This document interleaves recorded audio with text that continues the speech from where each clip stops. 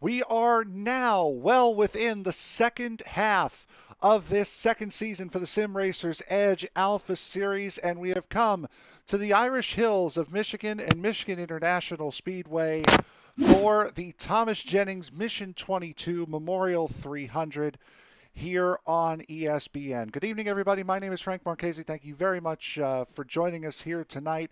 Alongside me for the first time since the caution flag that came out about halfway through Chicagoland, Tony Trapasso back in the booth. Tony, pleasure to have you back. How you doing, bud? Good to be back, feeling a little bit better. Again, I want to thank all the fans out there that reached out to me while I was in the hospital again, um, and gave me their well wishes. But tonight's not about me.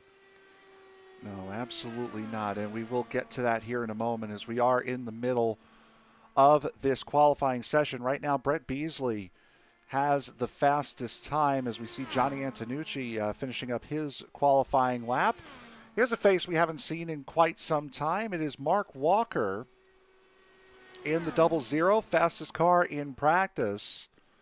Now up to fifth position as Chad Simpson and Jeffrey Roulette both jump up.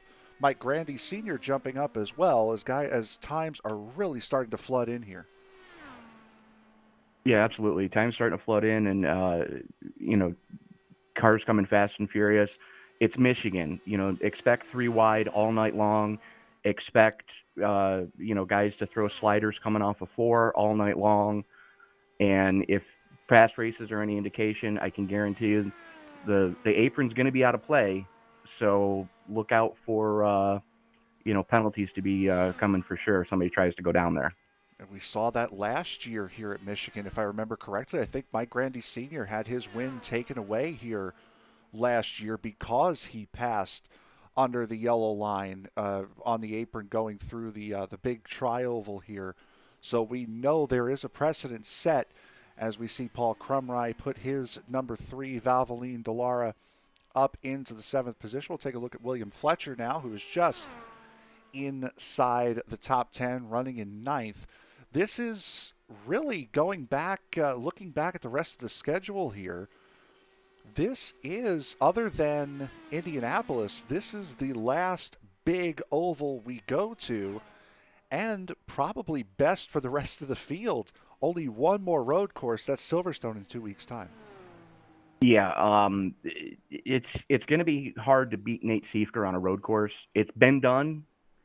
It's only been done twice, but it's been done. And that was because Nate stepped on his own junk once and was caught up in someone else's dumpster fire on the other occasion. As rounding down the last couple of seconds here of qualifying, we'll see if Butch Davis put this, time this to perfection here. And it looks like he will get to the line at the death of the session. Unfortunately, it does not better his time. So Butch will start from the 4th position as we get into this warm-up session here that we are currently jumping into right now. Let's take a look at the point standings going into tonight's race, and as you mentioned, it's Nate's championship pretty much to lose at this point. A 67-point advantage between him and Nate Siefker. But after that, the championship is really close. Excuse me, I'll be right back. Okay, championship is really close between Chris Samar, Jeff Hollingsworth, Jeffrey Bogan, and Bentley Glazer. Actually, I think looking at the points right now, I think there have been a couple of changes that have been made that has made this wrong, but not too far off. As still, these guys are incredibly close in points, especially in the top 5. First and second, not so close, but there are little battles all over the championship standings as we look down through here. And with 31 drivers of the 43 that have taken part in a race this season, this certainly, there's some issue with the points there, unfortunately, but still basically the same, basically correct.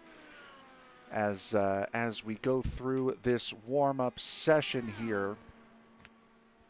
Only 3 drivers have managed to put a time down here, but Tony, as you had mentioned, this is not. This is well. It's never really about. It's never about us. But tonight is a little bit more poignant, as you've seen by the name of the race, the Thomas Jennings Memorial 300. This was a. This is a race to commemorate Timothy Bates's lost brother. As this was a letter from Bates to for tonight's race. This week's race returns to Michigan, a place I hold near and dear to my heart. My parents purchased a 61-room motel in Tecumesh. I listened to it and I Close enough. apologize. Yeah, I apologize if that was Temecula. incorrect. No, Michigan. I know. Trust me, I know Temecula. In 1992, my brother was 5 at the time, but some of my fondest moments were times we spent at Indy races at MIS, a 15-minute drive away. At this time, several stock car teams would stay at our motel for the 2 race weeks a year, but the Indy drivers and teams stayed at the hotel for their July race. Adrian Fernandez, Elio Castroneves, Tony Kanaan, and Andre Ribeiro were some of the drivers that would stay the entire week. My brother suffered from depression. He took his own life a week after his 21st birthday in 2003. This memorial race was started years back in another league, but we are very grateful to have the opportunity to continue it here with this group. Brett Beasley and myself have put $70 towards the payout for this memorial race. Payouts will be in the following. The winner gets $25, $20 for second, $15 for third, and $10 for fourth. Good luck, gentlemen, and most importantly, let's have fun. As you see pictures of Thomas Jennings on the screen there, and this race is a memorial to him.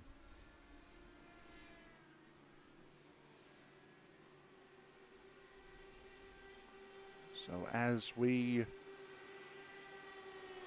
now wrap up, or starting to wind down this practice session here, 30 seconds left in this warm-up session. Tony, this is the first time that these guys have been to a big oval really since the season opener, if you want to count Daytona, but Not this is really. the first time we've been to a big oval since the season opener. This could have a lot of excitement here. Absolutely. And you see some of these guys working on getting on and off of pit road under speed, which is going to be the key here at Michigan. We've seen these races here at Michigan, and I probably just jinxed us for the night, but we've seen these races go long green flag stints where you're going to have to pit under green. And getting on and off pit road efficiently is probably going to be the key if we get a long green flag stint. Yep, absolutely. As we will now get a chance to take a look at the grid here for tonight's race. Brett Beasley will start on the pole with Chad Simpson, who won on his debut last week at Homestead. Will make up the front row. Jeffrey Roulette and Butch Davis will make up row number 2. Nate Siefker and Mike Grandy Sr. will make up row number 3. Row 4 goes to Jeff Hollingsworth and Mark Walker. Paul Crumry and Tony Phillips will round out the top 10 in row 5. Will Fletcher and Joe Morganti will make up row number 6. Row 7 will go to Johnny Antonucci and Dan Brazington. Carl Burke and Ronnie Osmer will make up row number 8. Jeffrey Bogan and Tyler Bloom are going to start off in row number 9. Jackson Bell and Jason Duckworth going to roll off in row 10. Row 11 sees Charles Woods and Michael Bourne, with Nicholas Wassemer and Tim Bates starting in row 12. Row 13, we see second place in points. Chris Samard not getting the starting grid he was hoping for. He's going to be joined with Chris Walker in row 13. Row 14, we see Leonardo Elijah and Bentley Glazer, Jose Viguera and Kevin O'Brien start in row 15, and starting shotgun on the field all by his lonesome in the 31st starting position, Shane Loveridge. Glazer, Viguera, O'Brien, and Loveridge not getting qualifying times in here, as this is by far and away the biggest field that we have had for a race this year outside of the opening race of the season. 31 competitors will take a crack at winning this race after the 155 lap distance here tonight, Tony. This is going to be a wild card race. This is the closest thing in an IndyCar, at least, that you're going to get to a super speedway race. Absolutely. 81% fuel fill, unlimited tire sets for these drivers tonight. And race conditions, we're looking 85-degree ambient air temperature, track temperature at 100 degrees with a 12-mile-an-hour wind pointing straight down the back straightaway. And we are just ahead of noon here as far as the simulation time is concerned. Pace car will drop off. Brett Beasley and Chad Simpson, 1 and 2. We are about to go green flag racing here. The green flag is in the air, and this 155 lap event is green. Beasley and Simpson still side by side as they haul it off into turn number 1. Here comes Roulette and Davis, though, hot on their heels. Roulette goes down to the apron. I don't know if he got it wrong or if he just wanted to drop to the back. We got one sideways already. It's Nate. Siefker's around. Sideways. Caution is out. Oh, and a big wreck behind them. They're still wrecking. Crumry, Walker. Oh, somebody just came sliding in there. I think it might have been Osmer. Samard's in that, too. Boy, a lot happening here right at the opening bell. That all started with Simpson went down onto the apron. There's Chris Walker. Or no, that was Beasley. Who was that? Roulette. Yeah, Roulette, yeah. There's Walker's mangled car. It's like Nicholas Vassenar might have been involved in that too. Bentley Glazer. Nope, Glazer looks clear. Yeah, that all started when Roulette went down onto the apron. And everybody started to scramble to get around him, not knowing where he was going to go. Siefker went around, and then all hell broke loose behind him. Now, I know you weren't here last week, but going back to last week, the very first lap, first corner coming out of turn 2, Roulette almost dumped the car there as well. Did a great job to catch it and ride it on the apron until he ended up spinning it down the back straightaway. But this is now the second week in a row that this has happened to Jeffrey Roulette. As we'll take a look back here, it's going to be Johnny Antonucci here in the Firestone number 13. So there's Crumry. Ooh, and Carl Burke just runs right over the back of Antonucci, and that's what's happened behind. Keepers. Oh, Walker takes a huge hit. Yeah, that was Crumry got it wrong as well, going through one on cold tires. And Antonucci tried to take evasive action and just got run the flat over from behind. Boy, that's on board with Chris Walker. And he had just caught the slightest of pieces of Tyler Bloom. Here's Nate Siefker going around. He appears to just do the same thing that Roulette did, just lost it. And then there's the big wreck behind them. Cold tires caught these guys out, which is weird considering the track temperature is 100 degrees already. This is from Michael Bourne there in the 19. Boy, that was a hard hit for somebody there. And Bourne gets collected. Bates with a little bit of a piece. Jeffrey Bogan. There's Bogan in the 21. Let's see if we can ride on board with Bogan here. Oh, it's already gone. I think that might have been Vigara who almost spun down and almost hit Siefker coming out of 2 on the back straightaway. But boy, we've already had a massive wreck here right at the opening bell. And this has put a lot of guys on the back foot here, as I believe they do have one fast repair that they can use. And when you've used it on lap 1 of 155, that puts you in a serious disadvantage. Absolutely. Wassenaar's still in the pits. Crumry, Antonucci, Bogan, Bloom, and Bourne all still towing. Carl Burke was also one of the guys that was involved. Chris Walker. I think Shane Loveridge may have gotten through that. A lot of guys with heavy, heavy damage here right at the beginning of this race. As we get set to go back to green flag racing here. And that's part of what we were talking about as they were getting ready to go to green. 12-mile-an-hour headwind down the back straightaway means you've got a 12-mile-an-hour tailwind going into turn 1, which can lift up on the back of that car. I mean, yeah, you're doing north of 200 miles an hour, but with the air pushing you, that's still enough to lift the back end of that car and make it a little sketchy. Get headwind down the front and tailwind down the back. That also means a side wind going through these corners, and that could also wreak a lot of havoc with these cars. Absolutely. Absolutely. And, when these guys are running these cars on the ragged edge to begin with, on full boats of fuel, cold tires, you get what we just had. Absolutely right. And it looks like Kevin O'Brien is finally back in the session 2 laps down. Right, so we are now back to green flag racing here. About to start lap 5 of 155 as Simpson all over the back end of Beasley. Now going to that outside, trying to get the advantage of that outside line. Just a little bit of a slingshot, and Beasley loses it down at the bottom. Able to maintain, but that's put Simpson right in the lead. And we're back under caution. It looks like Will Fletcher got it wrong. Yep, there he is. Ooh, somebody else in the back there. Tyler Bloom. Yeah, I was going to say that looked like an orange voodoo car. As there's Bloom. That's his night.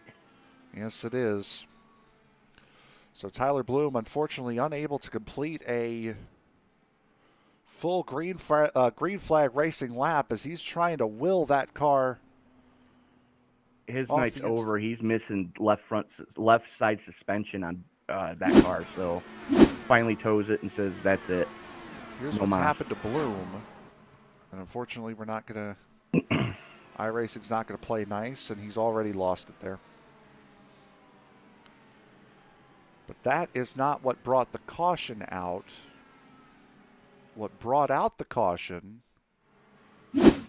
was Will Fletcher in the 28, spinning coming out of turn 2, does a full 360 pirouette straight on.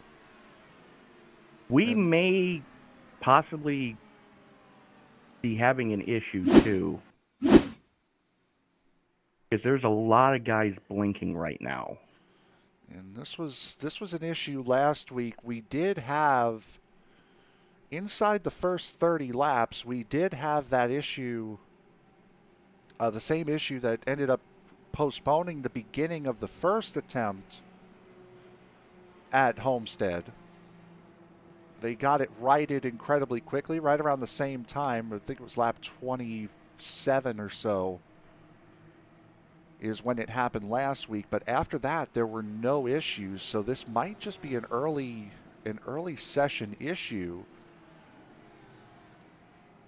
that's happening here. And there is apparently a glitch that iRacing is aware of that's kicking drivers in between the during the transfer of sessions. So that could also be something that we're seeing here. Well, I would hope not. It looks like Seifert's getting 1 lap back. At least I think that was him that just went flashing by. No, he's that might have been. There was another yellow car that I had missed. It was Wasserman. Yep, there's Nicholas Vassenar. Sorry, Nick. Good. And Vassenar, he was another one of the drivers that took a really hard hit on that first lap wreck.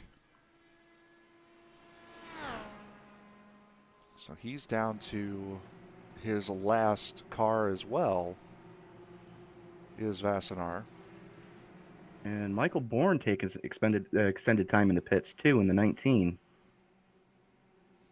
Bourne was a part of that first incident there on lap 1. So whether or not he's stepped aside for a second while he was towing. No, he's gone back into the pits, is what I'm saying. I've shown him, from my timing and scoring, I'm seeing he's been in the box for a little over 8 minutes now. And still counting. I'm sorry, I was looking at Tyler Bloom. Yeah, okay. Yeah, Bloom is done. There's Bourne in the 19. And Bogan went back into the pits. Too many B names in this league. And the lights are out on the official iRacing pace car. Did we name that thing yet? Yes, we have actually this past Sunday. We named him Pache KR. Gesundheit. No, I was broadcasting the Medieval Racing League's Folds of Honor 250 to open up their season, and I was just running through the names to make sure I was pronouncing them right, and I decided I would try to get Sam, who was producing, and I asked, who the hell is this KR person? Pache KR? I got him pretty good with that one. Okay, then.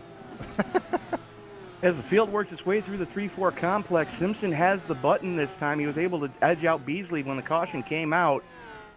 Pace car makes that hard left turn onto pit road.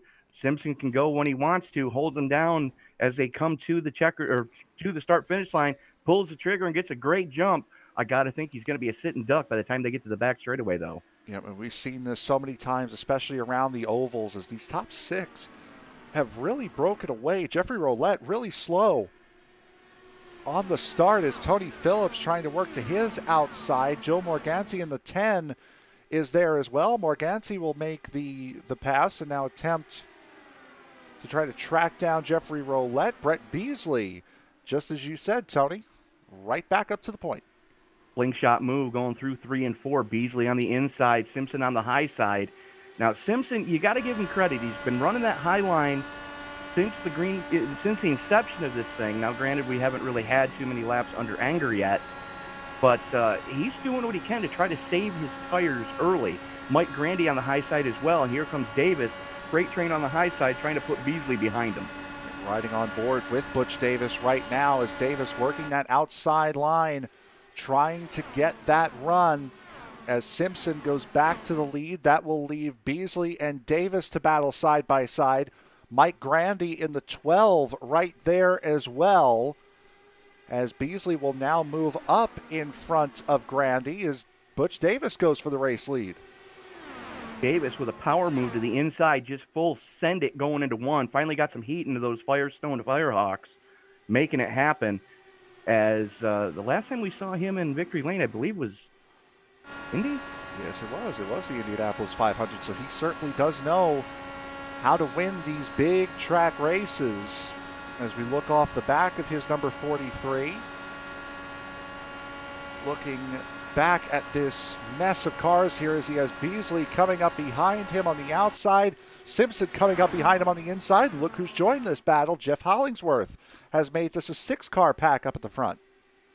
And Morganti about 6/10 back, trying to reel these guys in. Doesn't really have any help from behind as they were 3 wide for a second there. Chris Walker full send it. That would be Mark Walker, actually. Mark Walker is going to benefit all the way up to battling side by side for the race lead. He's not going to get there. Across the line second.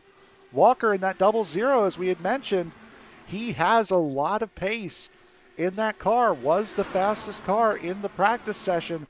So Walker, the first time we've seen him in quite some time, showing what he can do, as now it's an 8-car pack with Morganti and Roulette joining the fight. Absolutely. It's good to see. Here comes Hollingsworth. And just Place your bets, folks, as these guys are playing Russian roulette right now in the Irish Hills of Michigan. Absolutely is roulette now. Or pardon me, Hollingsworth will take the inside line under Simpson, and he will quote unquote push Butch Davis to the lead. Joe Morganti having to catch the car back down the racetrack. That was a great save by Morganti. Yes, it was. And looking back there, just getting to the back of this group, Dan Brazington up in the 9th position. Jackson Bell in the 25. Winner back at Charlotte is there, as well, as we have really closed this field up, giving me flashbacks of Auto Club already. I was thinking the same thing. Is there 3 wide for the number 4 slot? 3 wide for the 4th spot. Oh, a big slide for Grandy. Grandy's around hard into the inside wall. Morganti the same. Caution is out. Good grief. My goodness, how hard a hit can you take? As both Grandy and Morganti, we saw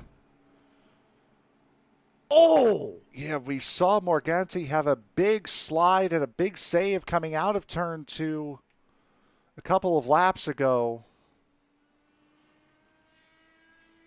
And we'll show it here. Try to get a God for safer barriers. An onboard shot. This is from Grandy. Oof. That shot that Grandy just took was reminiscent of Ricky Rudd a few years, about maybe 40 years ago now. This is back when he was driving for Dygaard. On board with Morganti, and just a synchronized slide, and Morganti just catches the end of that wall. He was hitting wall either way. Just missed that access road. That was a shot. It absolutely was. We'll take a look overhead. Grandy's not going to the pits. Oy. Oh, my goodness. Those guys both, if you look at it from overhead, those guys both took an incredibly hard hit. As there is Butch Davis in pit road. Mark Walker, the only one deciding not to pit here. Well, I mean, we've only had 2 laps under Anger. I mean, yeah, we are 17 laps into this, or 16 laps into this event, working lap 17. But, you know, pit strategies worked before for other drivers, but it's good to see Mark Walker back in the Flintstone Flyer 00. Yep, absolutely. And there's the race off of pit road. Butch Davis wins it comfortably, not easily, but comfortably. As we work under our 3rd caution of the night already here, Mark Walker, as you had mentioned, your current race leader in that 00. And right behind him is Tim Bates, the man who's racing for his brother here tonight. Right now has it in 2nd. Not that bad a jump. I mean, I understand it's on pit strategy, but not that bad a jump from a 24th place starting spot to be up in 2nd on lap 17. Look who's sitting in 3rd. Yeah, Joe Morganti sitting in 3rd. Was able to get that car towed and repaired. I don't think he towed that, honestly. I don't think he towed it. I think he drove it back. Oh, no. He did? Oh, no, yeah, you're right. No, he did. Yeah, but he's going to have to drop that because I think he entered a closed pit. Yeah, that was...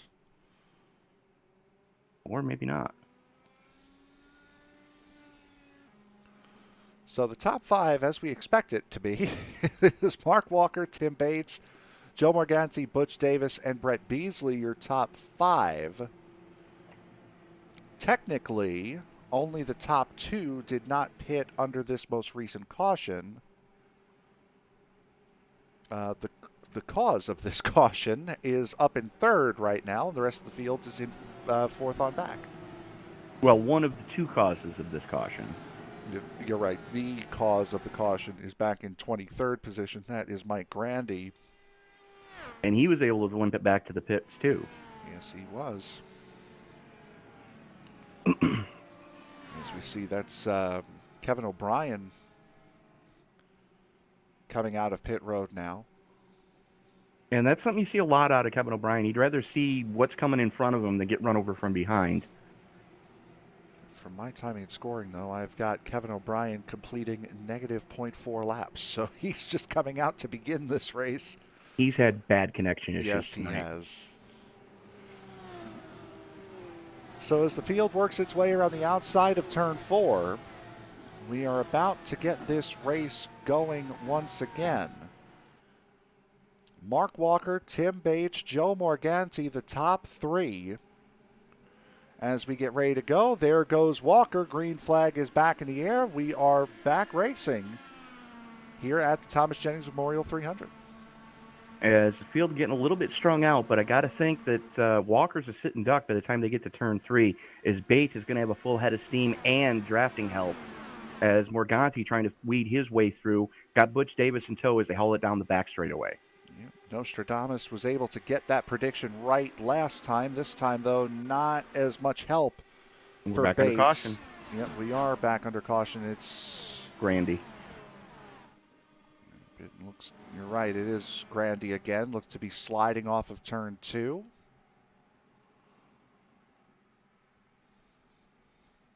We'll take a look and see what happened with Grandy. If that was the case, yes, that exactly was the case. Now, iRacing has made several updates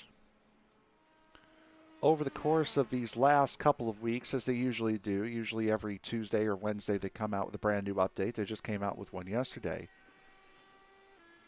I wonder if they have changed the strictness of the cautions, because a couple of months ago, that would not have been a caution. Yes, he spun, but he was so far off the racing line that it would not have triggered a caution. I wonder if they've tweaked the sensitivity of the cautions again. They have. I just took a look. That's one of the things that they did tweak recently. So now we've gone from we're full on rubber banding now. We've pulled the rubber band far towards sensitivity. Now we let it go, and it went all the way back to completely lenient, and now we're pulling it back out again. As that will be our 4th caution of the night, and honestly, if it wasn't for that, I think we would have only had about 2 at this point.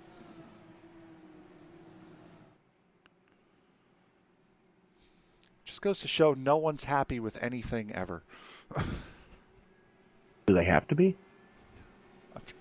Not necessarily, as Paul Crumry goes flashing by and gets one of his laps led. We'd like to remind you that tonight's broadcast of the Sim Racers Edge Alpha Series is sponsored by DiecastNuts.com. Post your own diecast collection, add or trade to it in the shop, and see other members' collections at DiecastNuts.com and on Facebook at DiecastNuts. That's nuts with a Z, DiecastNuts.com.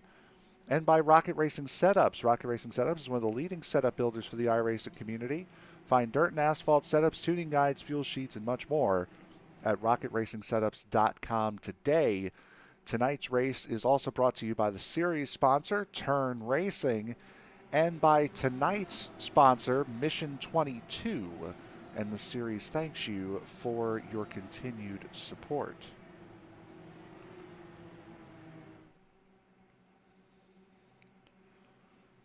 So working our 4th caution of the race here tonight. Multitude of incidents and then a couple of single car spins.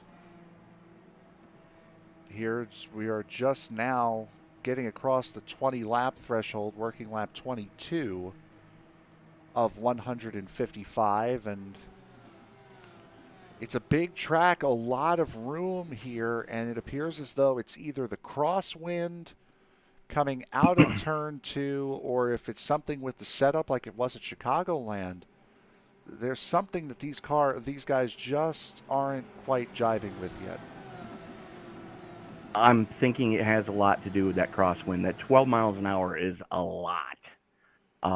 It doesn't sound like a lot, but when, again, you're running a car on the ragged edge like these guys are, yes, they're playing with the in-car adjustments constantly, but you have constant weather but dynamic sky, and the clouds coming in and out like they are.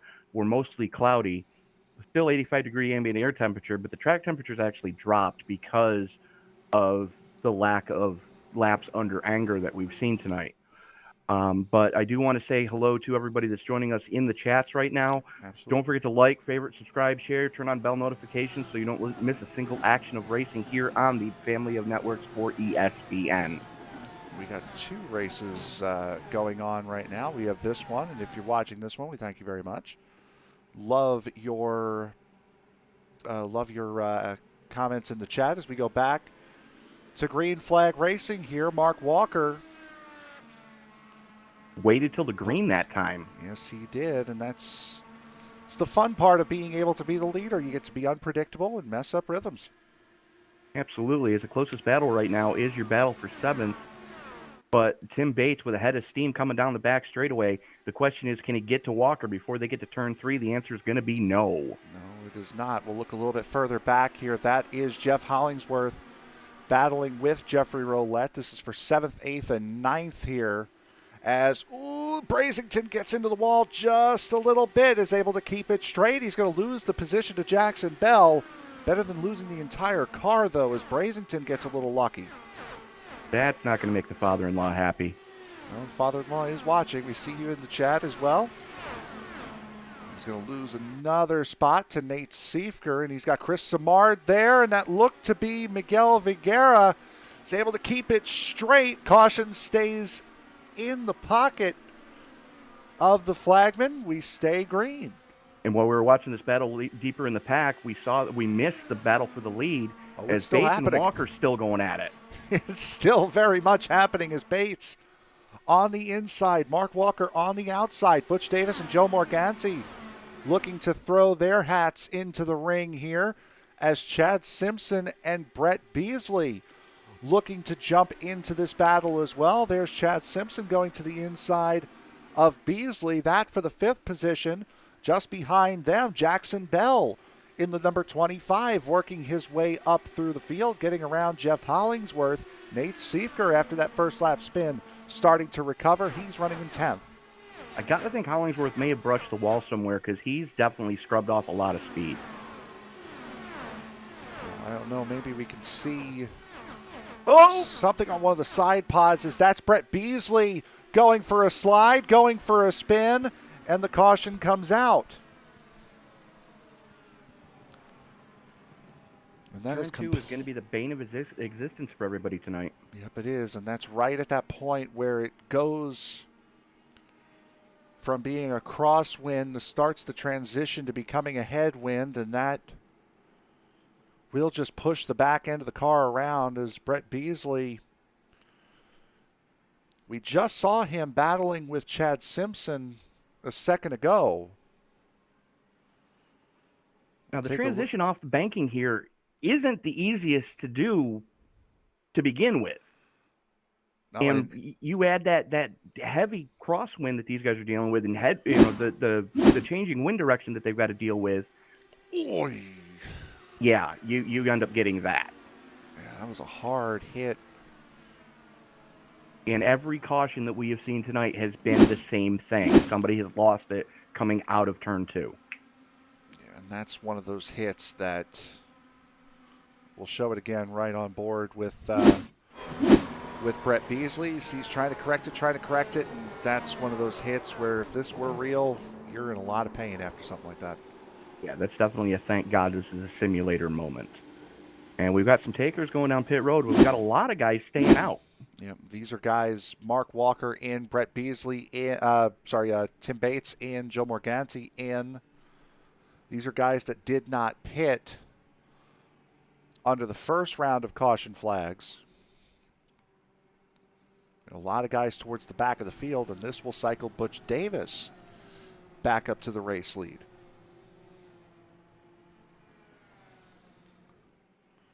Looks like Tim Bates going to win the battle off pit road. Walker, looks like Walker, Morganti, and Bell. Vaz Anderson, we very much appreciate the comments in the chat. I believe you would have to ask Sam Cooper Bennett who the song that he used for that intro. So yeah, if, Sam should be doing the other broadcast right now. If you want to open up a new tab and pop in there and ask him. Again, That would be the Endurance for Beginners series, round 3 at Le Mans. 1 hour, 20-minute races, and that series has very, very quickly. This is only the third night we've been broadcasting them, and they are already our most popular weekly series that we broadcast here on the network. It's second overall to the Majors series. So that series has brought in quite a following here in just 3 weeks' time, and was one of the big catalysts to getting us up and over that 1.5 K subscriber mark, which this is the first time we've talked since then. Where is your tattoo going? That means I got to get a tattoo, doesn't it? Yes, it does. Damn it. Thanks, everybody. I would, from the bottom of my heart, as one of the founders of the Esports Broadcasting Network, back in our younger and dumber days, it does mean a lot to, we finally have cracked that 1.5K threshold on YouTube. Thank you all so much for your support. It does mean a lot. It was last Sunday during the Majors and Medieval Duels doubleheader that we had that we broke that. As what was it? How long? We're going on 4 years at ESPN, right? Yes. So the first two, it took 2.5 years. Right after I got here, maybe a couple weeks after I got here, you guys had hit 1,000 subscribers. That was after 2.5 years, almost 3 years, and now and that was just Sam and I doing it alone. And just 8 or 9 months later, you've already doubled what you did in 2 years. The growth of this channel has been absolutely incredible. Well, let me rephrase that. That was Sam and I doing it alone for the first year and a half. Then we brought on Byron and a couple other guys, and then we brought you in, and the whole thing has just exploded. So thank you all. Didn't mean to bring that up down there at the bottom. As we go back to Green Flag Racing, Butch Davis, Chad Simpson, and Jeffrey Roulette up here now at the front. And look who's up in fourth. It's Nate Siefker, thanks to some guys in front of him pitting. Siefker right back up to the front. Not a big shocker there, as you can expect to see Nate Siefker in that Voodoo number 1 up towards the front most of the night. As Simpson back to the point, coming off of turn number 4. Siefker goes to the inside of Davis as they go across the stripe with a good head of steam going into 1. Expect Siefker to have the lead coming off of 2. Jeff Hollingsworth is up here as well. Ronnie Osmer in the 55, that blue car right up there at the very top, just off the left of your screen. As caution comes out again here. Brazington.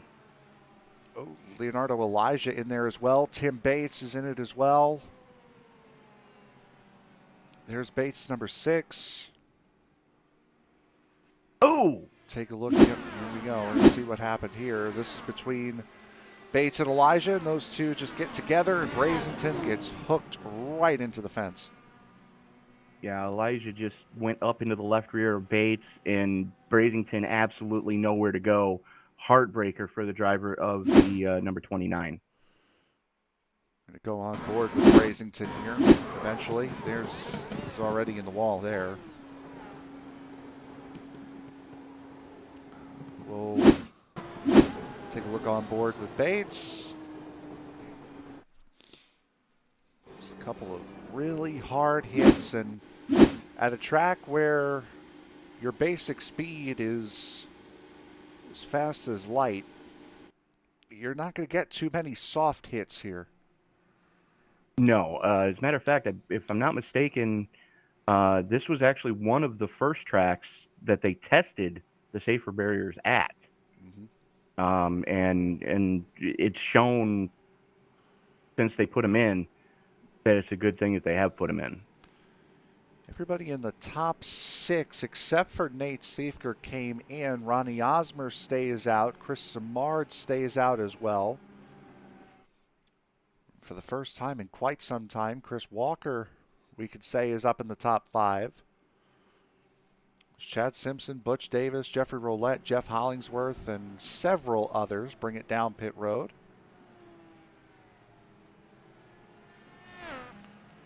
Looks like everyone from 13th on back, I believe. Grandy, uh 12th, was the last one to stay out. yes. So a lot of different pit strategies starting to play out.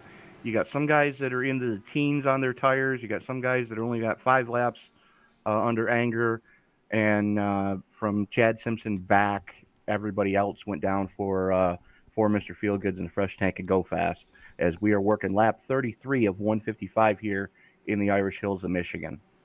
Yes, we are. And a reminder coming up on ESPN here later on in the week. Tomorrow night is your DOB double dip. The 410 sprint cars will be at Lanier, and the Big Block Series will be at USA International. That double feature starting at 9 o'clock p.m. Eastern Time tomorrow. I can promise you I will not be in the booth for that. Ryan Williams and Ben Bruno will take you through those races coming up tomorrow night. Coming up on Friday will be the Circle B Diecast Super Speedway Series. They will be in the trucks at Daytona starting at 8:20 p.m. Eastern Time.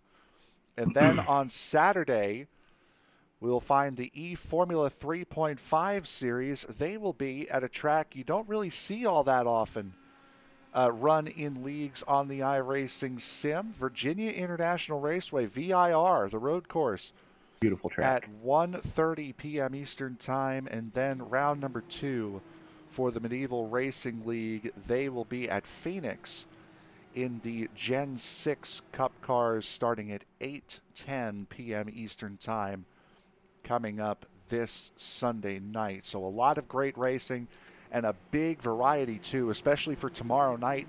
Those championships for both the DOB 410 and Big Block Series are extremely close, and we're in the penultimate round of the season. Yeah, unfortunately, I won't be able to make it because those of you who have been following what's been going on with why I've been in the hospital as of late, I am now on kidney dialysis. And my treatments are 3 days a week, Tuesday, Thursday, and Saturday. And at the end of those treatments, you ask anybody that's been on kidney dialysis, it feels like you got run over by a truck. So that will be will definitely mean that Ryan Williams will be back first time in 3 weeks, leaving somebody who actually knows about dirt racing to call dirt racing. And Ben Bruno, who's done a fantastic job since we've brought him on, will be in the booth with him as we get set to go back to Green Flag Racing here for the first time tonight. Nate Seifker leads the group. We're back to Green Flag Racing here, working lap 35 of 155 here at Michigan. Seifker not getting the restart he was hoping for to get as far away from Ronnie Osmer as he could. Osmer has Simard in tow.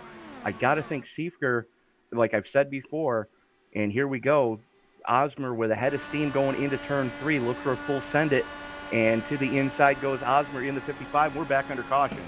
And that move did just register before the caution came out, as I believe it was Brett Beasley again that went around that, or he has not left the pits at all. No, that was. We'll take a look, and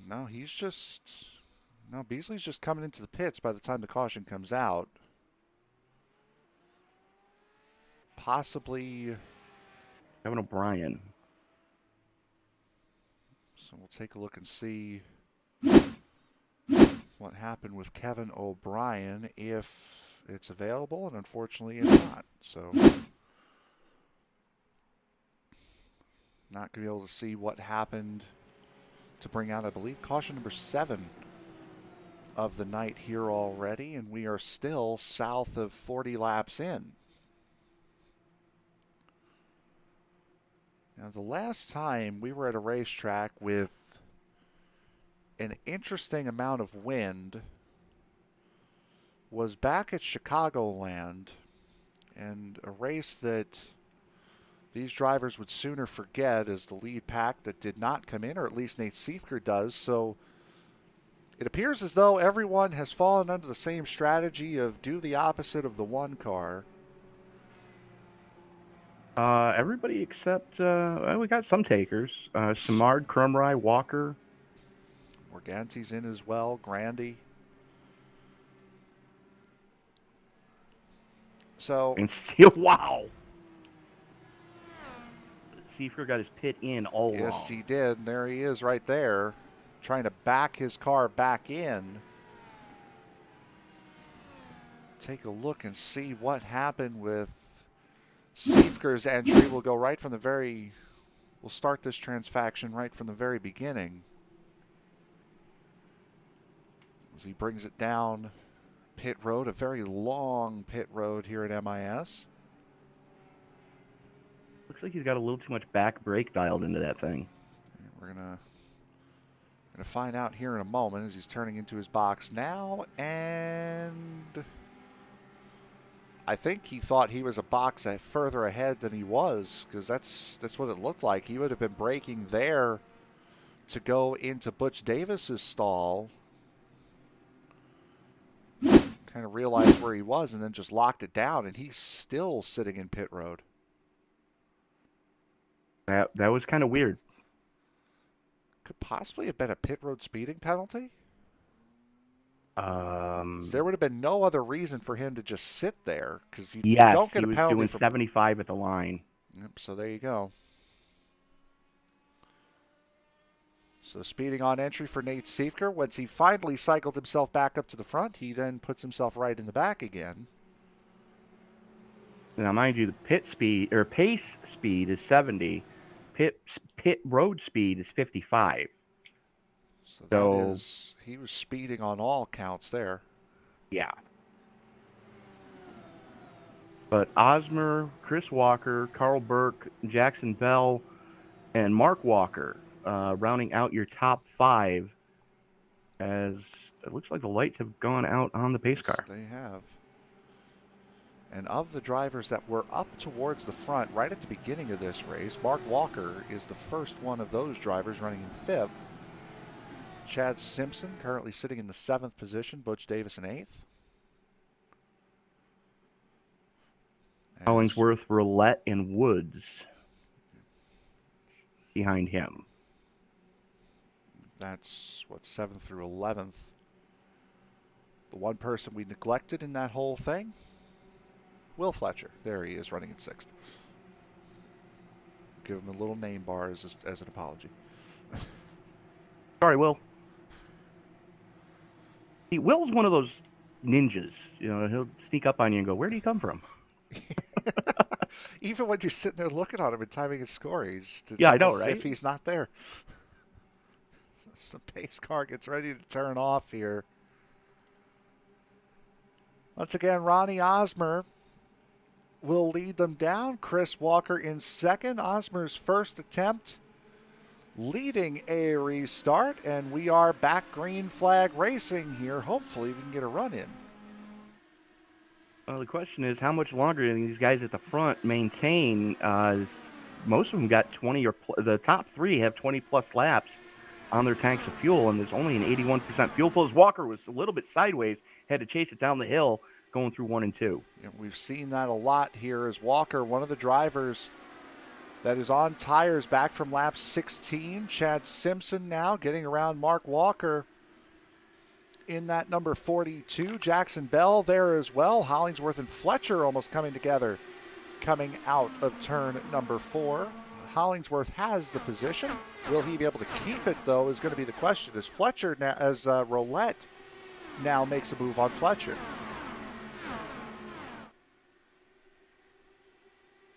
Sorry, I got distracted for a minute. As we got a battle for second heating up as Carl Burke What the hell? That's Jackson Burke Bell and and Carl Bell. Burke going at it. Bell Jackson with a nose out front going through 3 and 4 and going to get the position as Osmer's starting to stretch his legs a little bit. will block the entire battle with the graphic there on the bottom of the screen as Carl Burke now swings down to the inside. Jackson Bell, again the winner, back at Charlotte, the Charlotte Roval. Ronnie Osmer, the winner, back at Daytona. And we're back under caution. Yes, we are. Looks like Chris Walker. Joe Morganti also with a lot of damage there on that number 10. Right front suspension snapped off of that car. Chris Walker, you're right. Also with issues. We'll take a look and see what has brought this caution out. Ooh. Brazington might have been involved in it as well. There's Brazington. Oh, that was Walker that started it. Boy, Jeffrey Bogan snaps his front suspension as well. He's done for the night. Remember, he was a part of the first accident. Well, he just went sailing right out there, didn't he? Yeah, absolutely. We'll see what happens. We'll see where Joe Morganti gets in on this. Like Dan Brazington caught a piece of it again as well. Yep, that was Morganti hitting Brazington. That's what gave Morganti the damage. Walker went into Brazington, and Brazington went into Morganti. We'll see what happened here with Chris Walker. Just pushes up coming off of turn 2, tries to stick it in the wall, and unfortunately bounces it down the racetrack. And that is, I believe, what, caution number 7? No, we're north of that. We were caution number 7 a couple of cautions ago. And again, it's to go back, and again, this was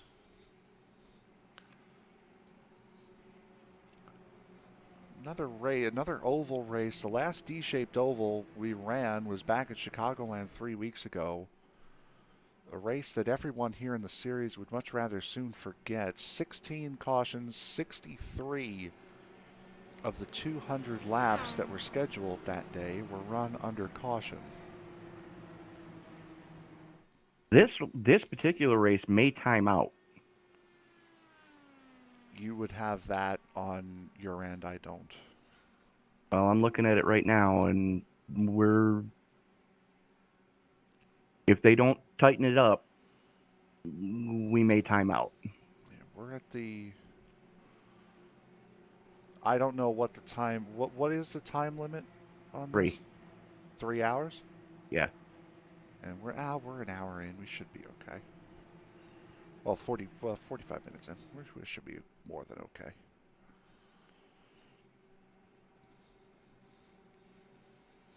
As we continue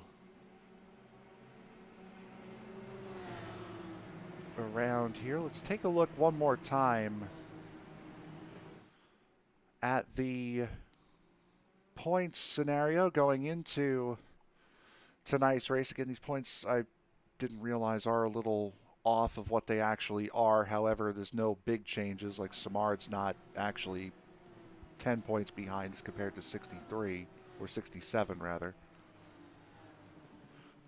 But the points here tonight is, it's looking as though going into the second half of this season, it appears as though this is Nate Seifker's championship to lose at this point. And again, only one more road course that's coming up in 2 weeks at Silverstone. This could be looking at a battle for second here in points if things continue to fall Seifker's way the way they have pretty much all season long. Yeah, absolutely. I mean, you take a look from Samard to Hollingsworth, and there's only 13 points that separate second through fourth. It certainly is a tight race up at the front of the championship as we are about to go back to green flag racing here. Going to be a completely different dynamic with this series next week as they head to Iowa. Little tiny racetrack and a lot of cars on it that could also lead to an interesting night. But then again, we thought Gateway was going to be an interesting night. We saw 2 cautions at Gateway. So Yes, but have we run the one that's making me cringe this season yet? which one would that be? As we go back, Milwaukee. no, we have not. Second to last race of the year as we go back to Green Flag Racing. Lap 45 of 155 as Osmer pulls away. Osmer gets a great jump on Jackson Bell. Mark Walker not getting the restart he was hoping for. Still in the draft of Bell, though. Got Chad Simpson coming up on the inside. Those 3 guys have starting to pull a little bit of a gap for 5th place. Jeff Hollingsworth, who has Butch Davis in tow. Mark Walker and Jackson Bell battling over the second position. Go back a little bit further. There's Jeffrey Roulette battling with Tony Phillips in the 32. As Phillips trying to work that outside line. He's got a line of cars behind him. However, on corner entry, that inside line appears to be the place to be on corner entry. You want the outside for exit. Absolutely. You carry as much speed as you can coming off of 4. Going through 1 and 2, though, you definitely want to be mindful of the transition coming off of 2 no matter where you are. Absolutely. It doesn't help that the inside line here, the very bottom of the racetrack, it's a different banking from the rest of the corner. There's a very slight progressive banking here down where Vigara was going through turns 1 and 2. It's a completely different banking from where he's running right now. So that could also be throwing drivers off and add a pretty stiff crosswind to that. It doesn't make it any easier as this battle for the lead here is starting to get really good as Mark Walker just barely clips Ronnie Osmer at the line.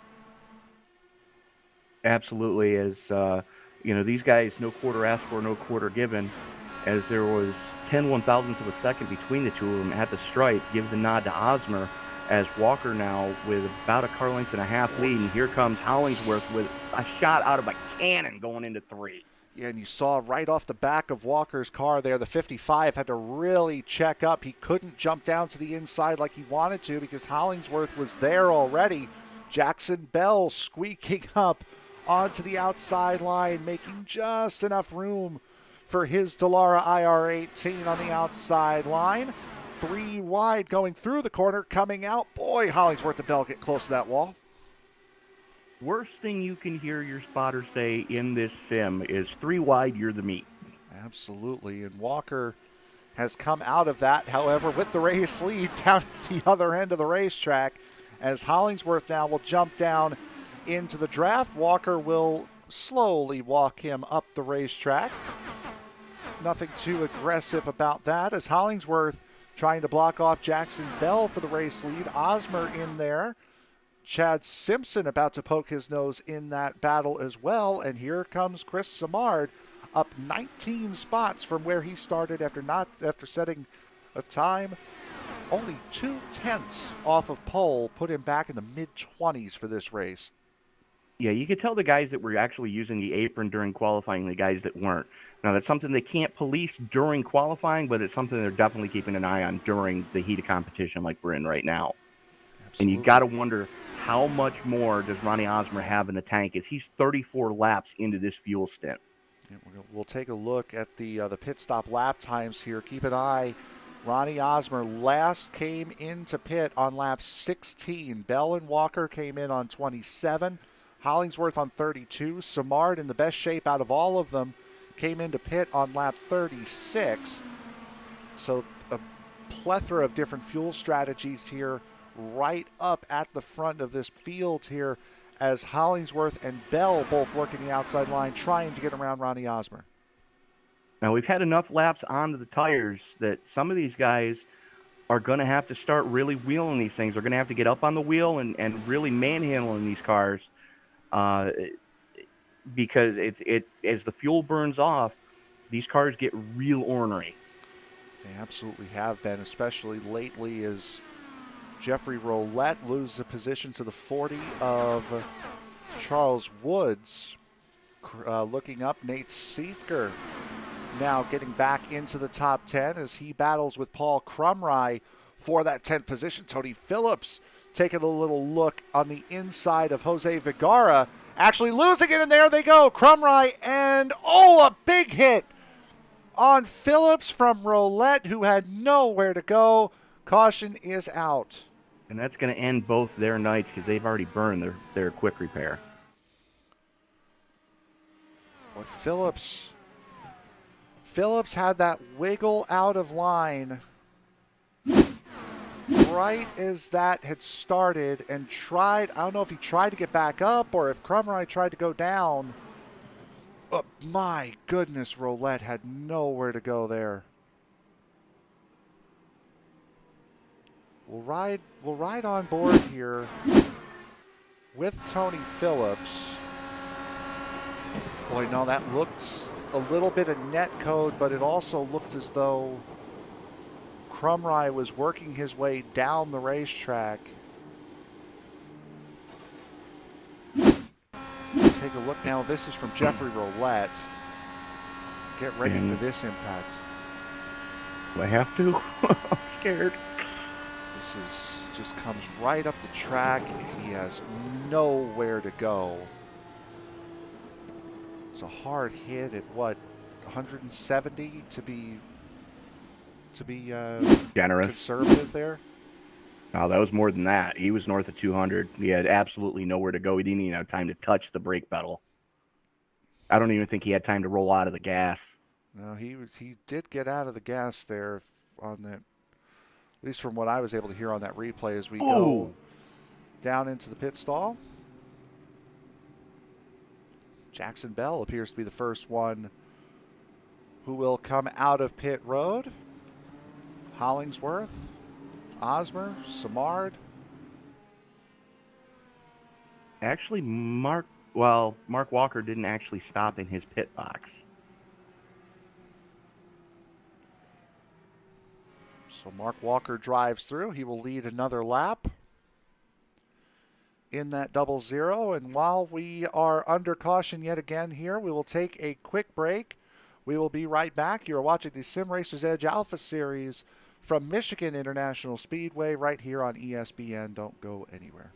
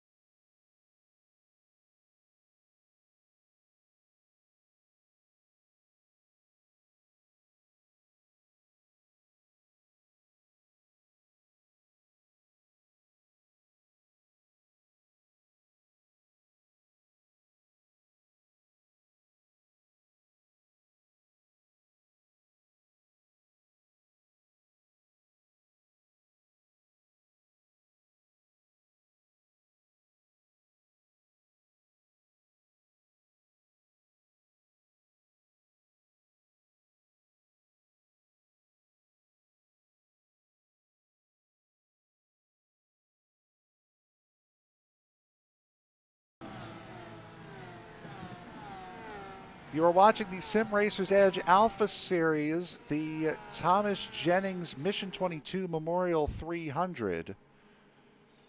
As we are about to go back to green flag racing here, Jackson Bell currently your race leader. He will wait until the green flag flies. We are now at 99 laps to go here at Michigan.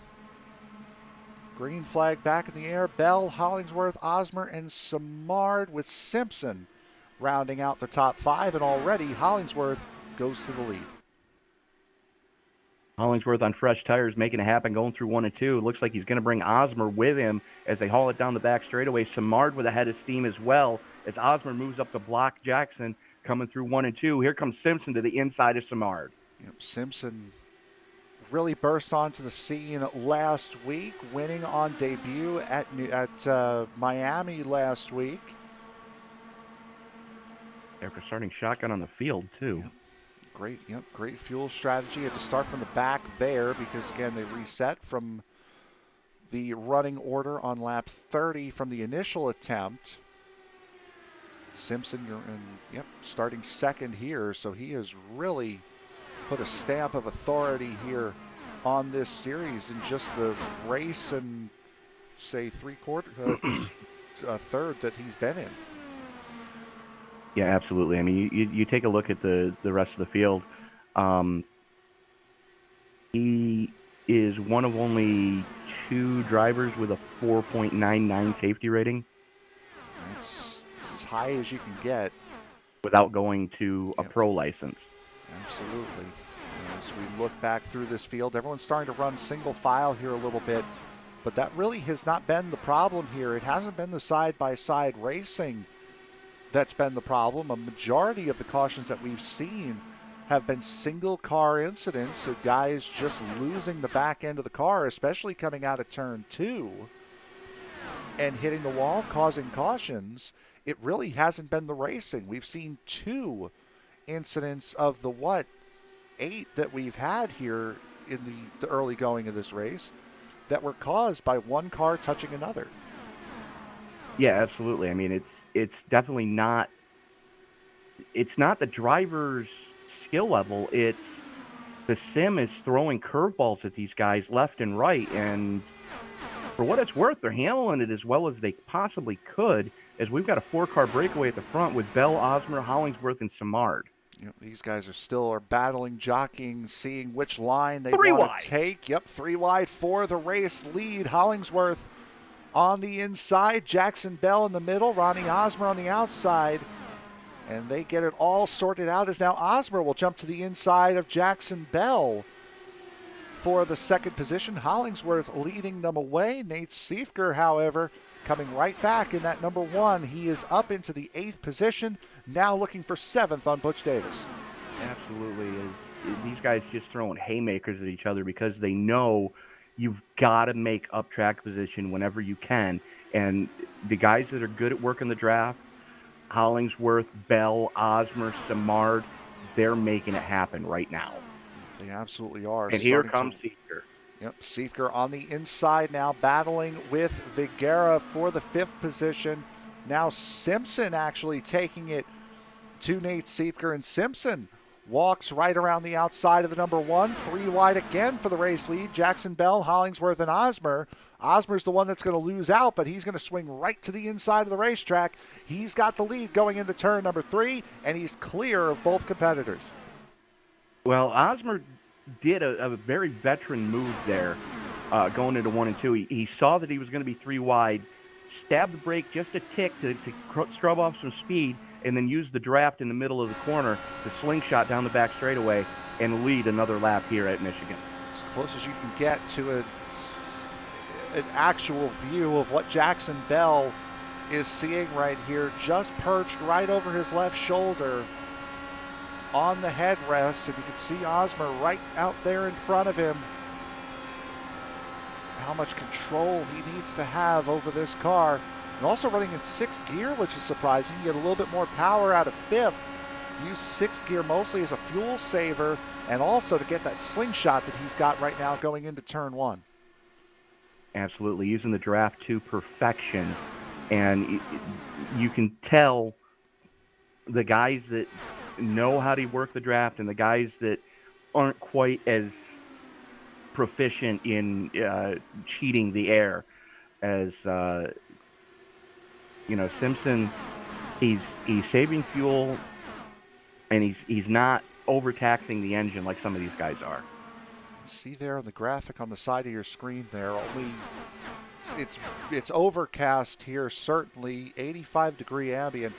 Track temperature has gone up. Remember, it had gone down 2 degrees from where it started. It's gone back up 4, so it's gotten the 2 back and then put 2 more in, up to 102 degrees right now track temperature, which is going to make these cars, again, very unstable. A hot racetrack means a slick and slippery race car. Absolutely, and we're getting to the point where these guys have already burned, especially the guys at the front, have already burned all of the goodie off the tires. So we're going to see who the wheelmen are right now. And I said wheel, Wheel, because you're going to have to be up on it, as Hollingsworth just changed lanes 4 times coming off of 2. What was that? What did Mike Joyce say? It's, do that on the highway, you get arrested? Yeah. And he's he's certainly wanting to be up in the front. Mike Grandy, who had a chance at winning this race last year, again, as we had mentioned during qualifying, was bitten by that rule going down and passing below the yellow line or below the white line, depending upon where you are on the racetrack. Was sent all the way to the back of the field, not quite disqualified, but he had his race time extended by quite a bit. He is now back up here battling at the front. Remember, he had that spin coming off at turn 2, hit the wall hard. He's just now starting to recover up into the 7th spot. He still has to be careful, as we're not quite to the halfway mark. With a lot of racing left to do, he's already burned his quick repair. So that's something you got to be mindful of, especially with as hard as these guys are running. And it looks like Osmer having a little bit of connection issues going down the back straightaway.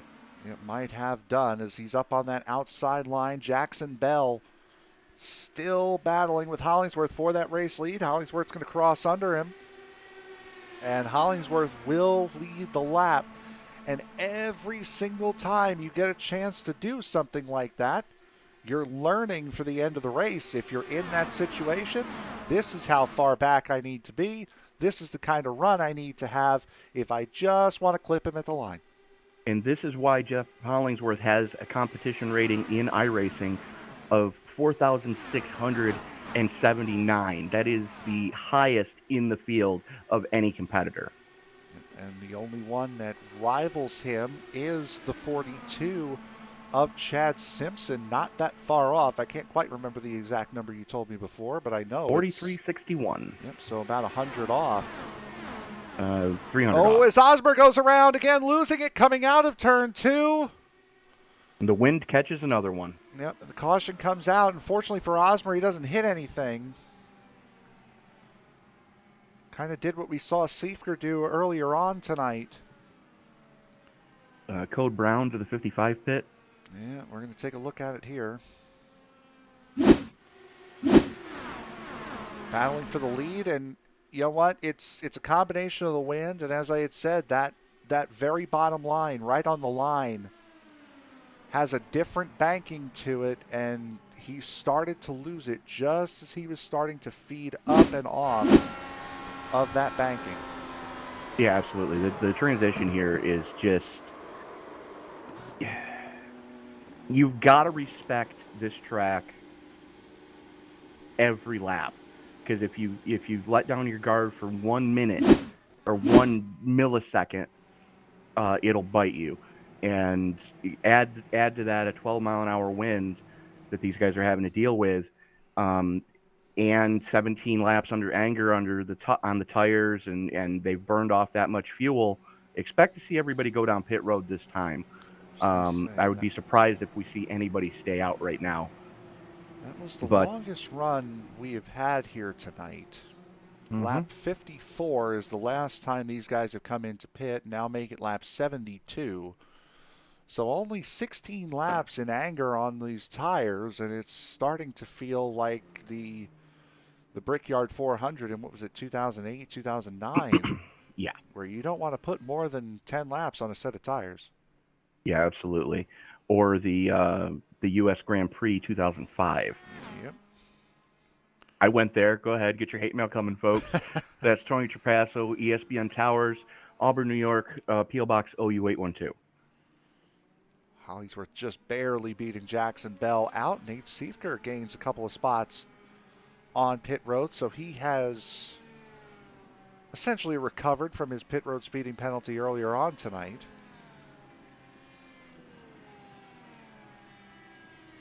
As we are working yet another caution here tonight. Paul Crumrye not on the lead lap. He's trying to get a wave around here. Crumrye currently sitting with 6 laps down at the moment. With this, what would be a wave around here. And it looks like Osmer may have been popped for speeding in. Yep, Osmer's still sitting in. No, he's got damage. I'm surprised at that. Yeah, he had damage going in. Maybe he must have hit something on the transition then.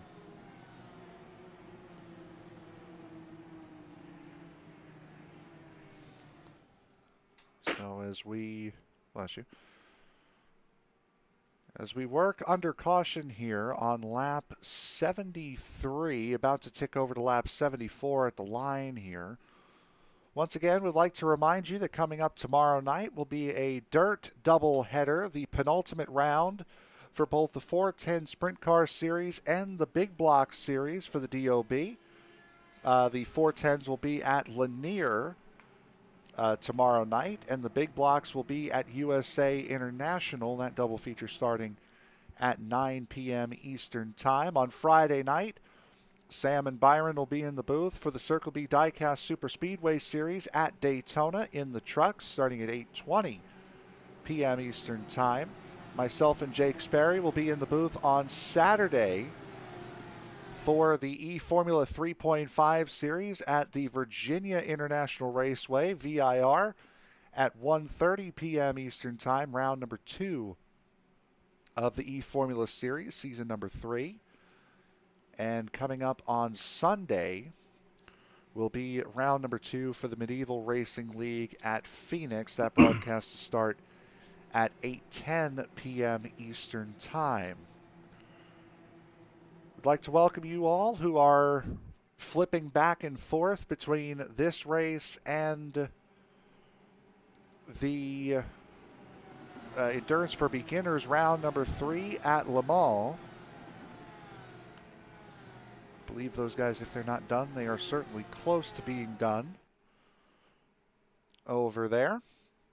As the pace car ducks on off, Jeff Hollingsworth for the first time tonight will lead the field down. We are back to green flag racing, and Jackson Bell stuck right with him. Jackson Bell timed that restart just about perfect, as they both have a gap between themselves and Nate Siefker in the number 3 slot. Siefker got a great jump on second place in points, Samard. So that is your 1 and 2 in points. And here comes Siefker on the high side, right behind Hollingsworth, as Hollingsworth with the nose out front going into 3. So Hollingsworth, Bell, Siefker, just as they started, they will continue. There is Chris Samard in the 77. Was not able to recover after a speeding penalty on pit road under green at Homestead last week. Led a vast majority of the first stint and then was not to be seen again, at least on the lead lap. Chad Simpson right there rounding out this 5-car front pack as Hollingsworth goes right back to the race lead. Siefker running way up on the outside line. I'm wondering what Siefker's planning. He might be trying to save tires right now, or trying to see if there's anything up on that third lane. But definitely seeing what these guys are doing in front of him, just kind of hang back and just chill and just let this race come to him. Now, with how much draft it is, it's like calling out a fast lap at Daytona. It really doesn't mean much of anything, but Siefker does have the fastest lap of the race right now at a 32.33. The next closest driver is is Chris Samard actually at a 3.6. So these guys have been setting their best laps of the race here as they get up and start to battle for the race lead. It's Hollingsworth and Bell at the front, Simpson and Siefker right behind them. It looks like Simpson wanted to try it 3 wide going into 1, thought better of it, backed out just a little bit, loses a little bit of momentum as we got a 4-car side-by-side at the front. Samard just kind of riding right now, seeing what's going to happen, running that second lane, and he's got to do something quick because he's got Mike Grandy hot on his heels. Everybody in the top 4 right now has won a race this year except for Jeff Hollingsworth, and you know he would certainly love to change that as they go 3 wide across the start-finish line, and wouldn't you know it, number 1 to number 1. Beeker just through the middle, threading the needle, going down the front stretch. As who was that going sideways? That was Grandy getting it all wrong, coming off a 2. Has to chase it down the hill onto the apron. Like no contact there, but he's going to lose a ton of positions as Hollingsworth back to the point coming off of 4.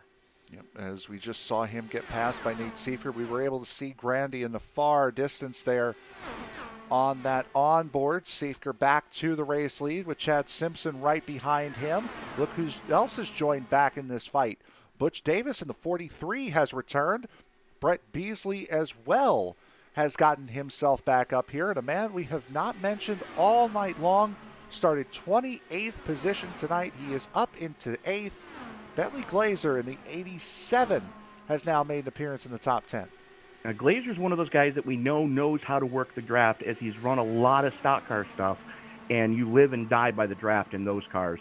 Even more so in these cars, and Butch Davis is apparently showing that right now, as we've got a 6-car breakaway at the front. Yeah, we do. A 6-car breakaway at the front, then about a second and a half, and then another big battle that we were just watching there between Glazer, Osmer, Woods, Walker, Fletcher, all in this group here. Osmer trying to recover from the spin that he just had.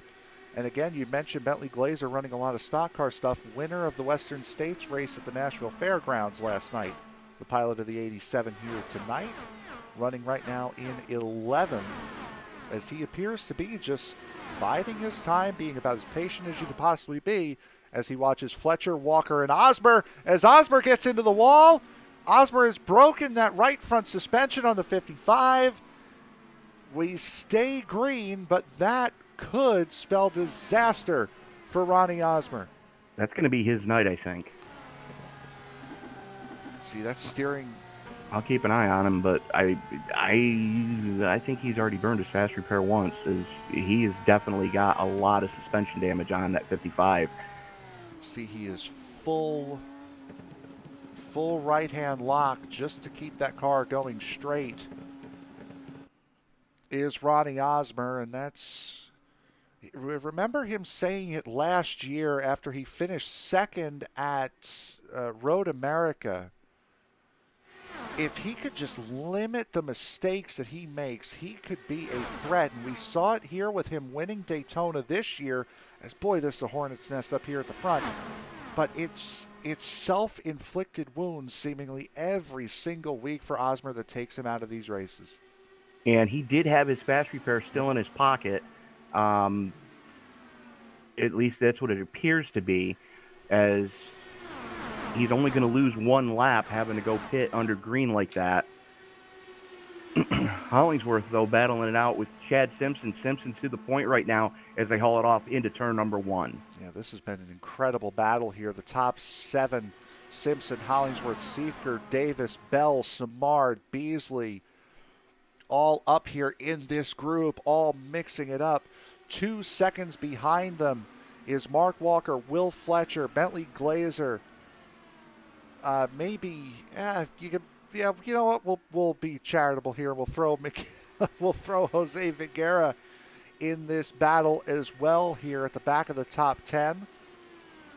As a big breakout at the front, another small group here in the middle, and this group here at the front is all over the place.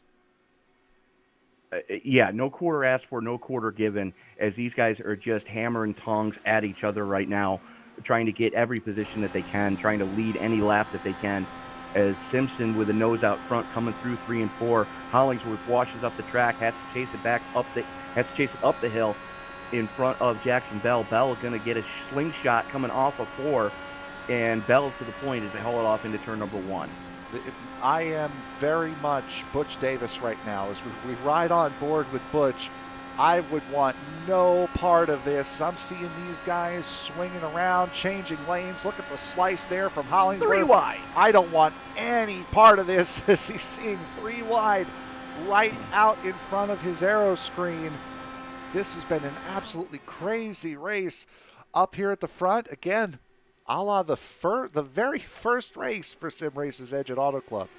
I was about to say, right now we've been seeing the last couple of times that, the last handful of laps here, shades of that very first race, and the shades of the very first race we did here at Michigan as well. Yep, that was an incredible race here last year as well. And this is all the hallmarks of what we're expecting to be a photo finish here coming up later tonight as Chad Simpson breaks away a little bit. He's not going to be able to completely get away, but he's able to break out a little bit. Jackson Bell battling with Jeff Hollingsworth for the second spot, and now he's going to focus the attack on Chad Simpson up at the front.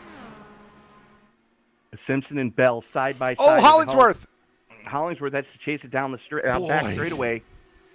And he's going to stay in the lead pack? Just about. No, he's going to lose it. He's going to lose the pack. He's not going to lose the car. I mean, that was about as out of shape as we've seen anybody here tonight. That's about what you're going to see tomorrow night on the dirt. Yeah, exactly. And was able to not just save the car, but to save his spot in the pack. As now Simpson goes to the inside of Bell looking for the race lead. Siefker in third, Simard fourth, and Butch Davis in fifth. And while it is a nice points haul for Chris Simard, he still really needs Siefker to have a bad night if he wants to take anything meaningful out of that 67-point deficit he currently holds. Well, we still have 15 drivers on the lead lap, and Simard's going to have to finish pretty high up, and he's going to need for Nate Siefker to really have issues right now. Yeah, he needs Siefker to crash out at this point, really, if he wants to take a meaningful chunk out of that points lead as Chad Simpson goes back to the point, looking a little bit further back. Bentley Glazer, Mark Walker as the caution comes out. All Crumry. There's Crumry. He's in pit road. Or not. Maybe he spun on entry.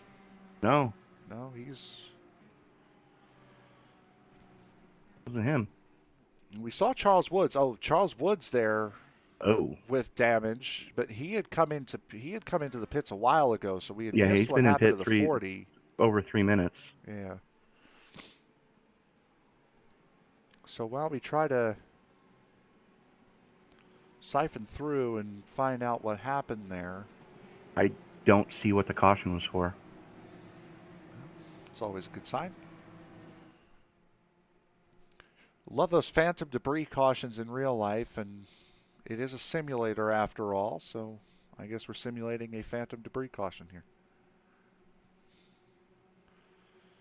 As would expect everybody to come on into pit road here. It's been about 20 laps since these guys have last pit, and yep, wholesale pit stops. Oh, just before Hollingsworth got a little sideways, I was about to say that they're getting to that point where the car's going to get a little light. It's going to get a little ornery. And, these guys are really going to have to be up on the wheel, as it looks like that's going to give Ronnie Osmer the lucky dog and allow him to get back on the lead lap, which spells bad news for the rest of the field. As you see all the drivers in and out of pit road, here's the race off, and boy, Simpson going to win the race off just by about the distance of the front wing. And I stand corrected, they gave Jeff Bogan the free pass. So Bogan, recipient of the free pass. He is in pit road right now. This would put Bogan one lap down in the 21. No, that puts him back on the lead lap. Oh, yes, you're right. You are. Tim Bates and Ronnie Osmer, the only two cars one lap down. Sorry. They're actually in front of the field, so... they would get a wave around here if they Right. stay out. Right. So those two guys could.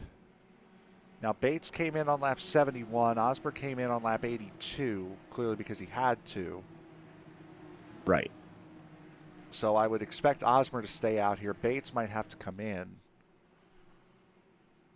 or might think about coming in here, or that. No, it looks like he's going to be banking on another caution to come out quickly here. So Osmer and Bates will get back on the lead lap, and that will leave the 66 of Jeffrey Roulette as the only driver one lap down at the moment. As there go the wave arounds, as Crumry getting one of his laps back. That will put Crumry, 5 laps down now? In the number 3?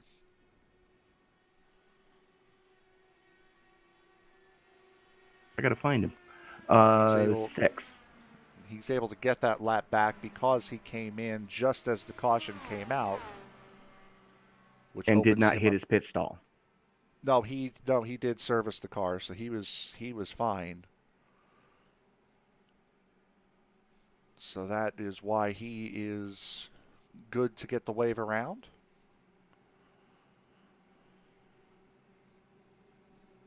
As this phase of the race has certainly picked up quite a bit here. Yeah, these guys have started to figure out that wind on the exit of 2. So we start to inch closer here to 60 laps to go.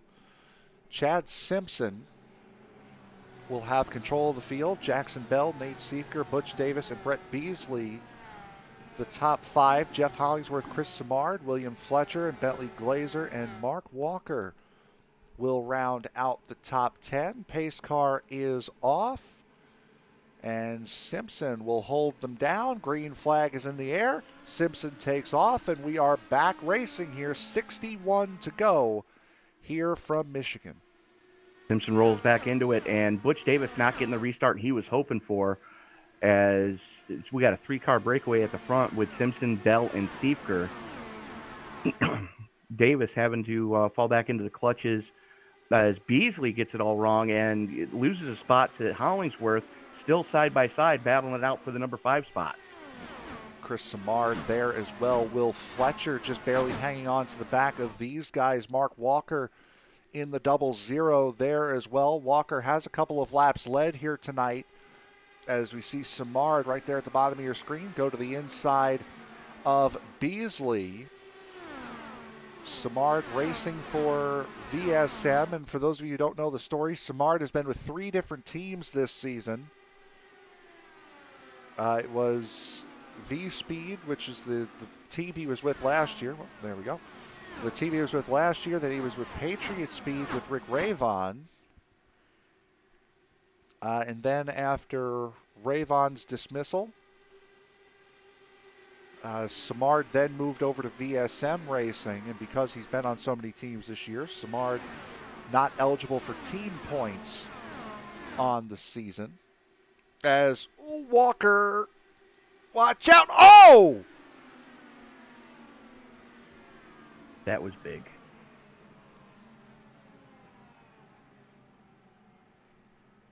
A devastating hit for Mark Walker, and the caution comes out again.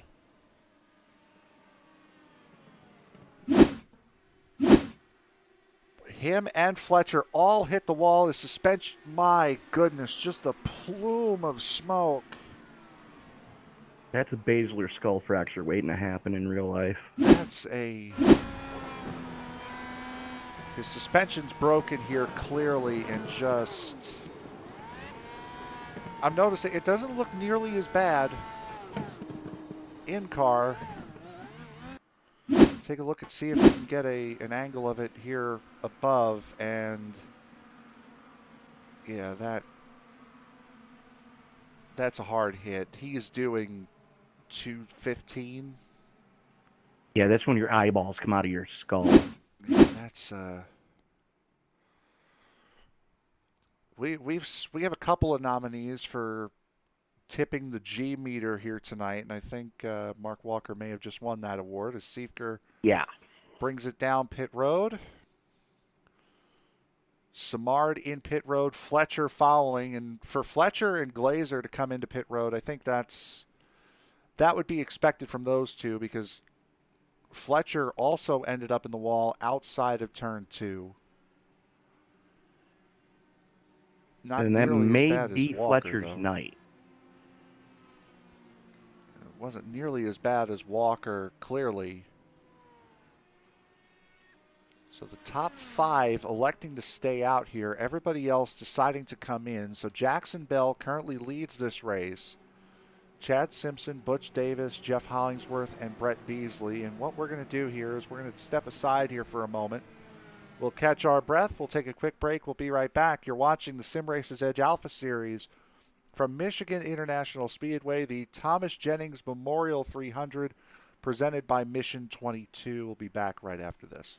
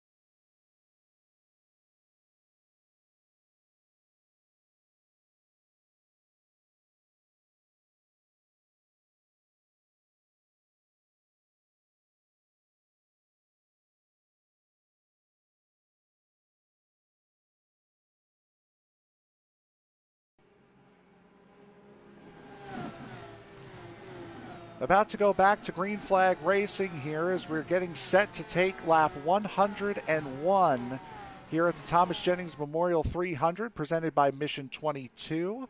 Round number 10 of the Sim Racers Edge Alpha Series season. Jackson Bell will lead them down. And we are back under green flag conditions with 55 laps to go. Bell getting a great jump. Simpson staying with him. Butch Davis, again, not getting the restart he was hoping for. Has to deal with Jeff Hollingsworth filling his mirrors right now as they haul it off of turn number 2. Simpson looking to the inside of Bell as they haul it down the 3M back straightaway. Absolutely. As Simpson will take the lead and just barely clear the 25 of Bell. Jeffrey Bogan back on the lead lap in that number 21, battling with Jose Viguera. That for the 8th position. The 31 of Leonardo Elijah in this group as well. Now Elijah is currently 2 laps down right now, running in the 19th position, pardon me. So he is not for position. Battling though with Ronnie Osmer to his outside as they all go 3 wide going through turn 2. 4 wide now as Siefker tries to go. That was a ballsy move. And Siefker backed out of it immediately and is now going to lose ground to Leonardo Elijah. William Fletcher and Ronnie Osmer battling for the 9th spot as Viguera now starts to move away. up at the front. Flip the camera around completely. Top 5 have broken away again, and this is the top 5 that did not come into pit under this last caution. Chris Samard not getting the restart he was definitely hoping for, is he's over a second back from this battle for the lead, and then you're another second back to Bentley Glazer in 7th. We'd like to welcome everyone who has come over from the Endurance for Beginners race at Le Mans. Hope you guys enjoyed that round of the season. It was a rough start here to this race here tonight, but the last, say, 50 laps or so have been quite entertaining as Chad Simpson goes back to the race lead, and we are primed and ready to go for what we're expecting to be a photo finish here tonight at the Thomas Jennings Memorial 300 presented by Mission 22 as Jackson Bell goes right back to the lead. Nate Siefker trying to get out in front of his little group, and Will, as he passes Paul Crumry, now trying to get up to Ronnie Osmer. Siefker into 10th. Now, Crumry is 6 laps down currently, and Osmer almost 3/4 of a second up the road as he's battling it out right now with Jose Viguera. Osmer gets the 8th spot. Now he's trying to reel in Bentley Glazer, who is over a second up the road from him. 1.2 seconds ahead is Bentley Glazer, and he's riding all by his lonesome as Chris Samard has now joined this front group. So make it a group of 6 up here at the front, and this is exactly what Samard needs. Not quite as good as what he actually needs, but still gaining more than just a couple of points on Nate Siefker. He's in the lead pack here. He has the potential of gaining 5 more positions from where he is. Meanwhile, Siefker mired back in 10th. Siefker mired back in 10th as Samard just biding his time right now, running right behind pole sitter Brett Beasley, as we've got 3 wide for second place going into turn number 3. And we do, and it's going to turn into side-by-side for the race lead here. Almost 3 wide for the race lead as Butch Davis can't quite get the run on the outside line that he needs. Chad Simpson on the outside now as Davis scoots to the middle. Butch Davis goes to the lead. Again, only 1 win for Davis in his Sim Racers Edge career. It's the biggest race he could have possibly won was last year's Indy 500. Yeah, I'll never forget the video of him pouring milk on himself in his kitchen after that race either. That was beautiful. And it's going to be a busy week, for me at least, for Indy 500 week here with Sim Racers Edge, because on Wednesday night I'm going to have the Indy 500 here, and then that Sunday night is going to be the Indy 500 for the Majors Series. So I'm going to be calling it Indy 1000 in about 4 days. Well, you'll have help there. I hope so. As Jackson Bell goes to the race lead. Butch Davis now second. And these guys are getting to the point where you can see Hollingsworth. He got the air taken off his front wing, and that car just shot right up the racetrack, and he had to chase it. 7-car front pack. Siefker caught the pair of Osmer and Viguera and has now passed them both. He is a second behind Bentley Glazer at the tail end of this front group. Leading the way a little bit further back beyond them, Will Fletcher and Jeffrey Bogan. This is a battle just outside the top 10 for 11th as Bogan makes the pass. Fletcher now tries to go and do the up and under, as we've seen all night long so far. Tony Phillips running in the 13th position right behind him. Jason Duckworth, who's had a very quiet night in that number 18, he is running in the 14th spot. Johnny Antonucci was a part of the big wreck on lap 1, currently running in 15th. Jeffrey Roulette in the number 66 has had a couple of incidents here tonight, may have caused him to slow down just a little bit. He is in 16th. Last car running on the lead lap right now is Tim Bates, who again he and Brett Beasley have put up $70 for this memorial race here tonight. If you can't win it, at least finish on the lead lap. And that's exactly where Bates is right now. He might be in 17th. He might be the last car on the lead lap, but he is certainly on the lead lap here in that number 6. Absolutely. As we give me 1 second here. Back up to the front. My goodness, just seeing cars running single file, essentially turning qualifying laps. You go to the front, and they are 2 by 2 by 2 by 2, 4 rows deep. Absolutely. Now, I do want to talk a little bit about one of the things that we're talking about tonight. This race is a memorial race, but it also brings light to Mission 22. Mission 22 is dedicated to healing American veterans when they need it most. Right now, every 22 seconds, a United States veteran takes their own life. Mission 22 offers treatment for post-traumatic stress syndrome and traumatic brain injury for America's veterans. You can donate now at mission22.com. You go to their website, there's a donate button right at the bottom, very easy to do, and it's well worth it. For the men and women that keep us free, to be able to let us do what we do, it's a great charity. It absolutely is, and we are honored here to have them presenting this race here tonight as we continue to watch this battle for the lead as Butch Davis, Jackson Bell, Jeff Hollingsworth, and just look at them all. They're all fanned out. It's the top 10. They're all up here in this group. This is exactly what you want to see. Absolutely, and you know, no quarter asked for, no quarter given. These guys just throwing haymakers at each other all race long. It's only when the wind catches someone out coming off of 2 and they catch that transition wrong going down the back straightaway that we've seen most of the cautions happen. As 3 wide going into 3 again, Hollingsworth wisely backing out.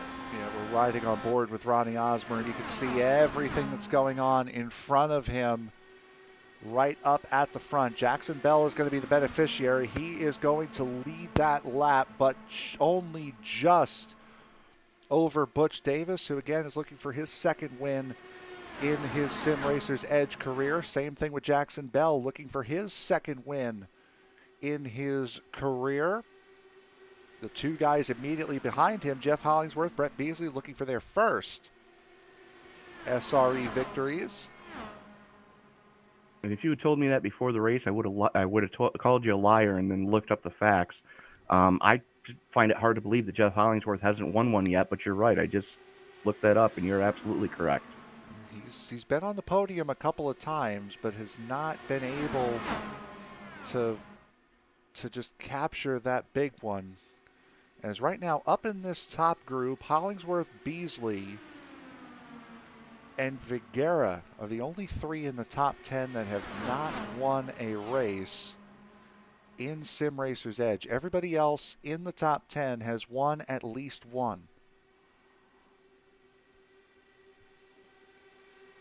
And we saw Osmer win at Daytona. We saw Jackson Bell win at the other road course in the first half of the season at the Roval. And, you know, those are the only 2 times on a road course since the inception of this league. Boy.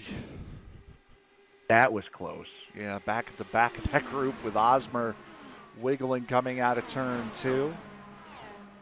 And again, Butch Davis winning at Indy, Bell at Charlotte, Simpson last week. I don't think we have enough time in the broadcast, unfortunately, to go over Safeker's wins. Osmer at Daytona, Samard last year at Twin Ring Motegi took the victory. I think the one and only Sim Racers Edge broadcast I have not done. That was the one and only Sim Racers broadcast we've missed. No, it was you and Sam that night. Oh, you're right. Bentley Glazer, the winner, the second round of the season. I believe that was Kansas, if I remember right, or Kentucky, yes. Rather. Kentucky. And then Vigera only made his debut about a month ago in that number 48. But he has been on the podium numerous times. Glazer, yes. Not Vigera too. You might be thinking of Bravo. You are correct. As coming down now, getting closer to almost to 30 laps to go here. As this racing up at the front has been absolutely incredible, and by far the longest green flag run we have had tonight. And it's unfortunate to say that, but it is true. Dare I say what's coming? No. Let's just focus on what's going on right now. We've got these great guys racing are here. 29 and 30 laps into their fuel stints. And looking at it right now, the guys who are running 1, 2, 3, and 4 are the guys that pit on lap 92.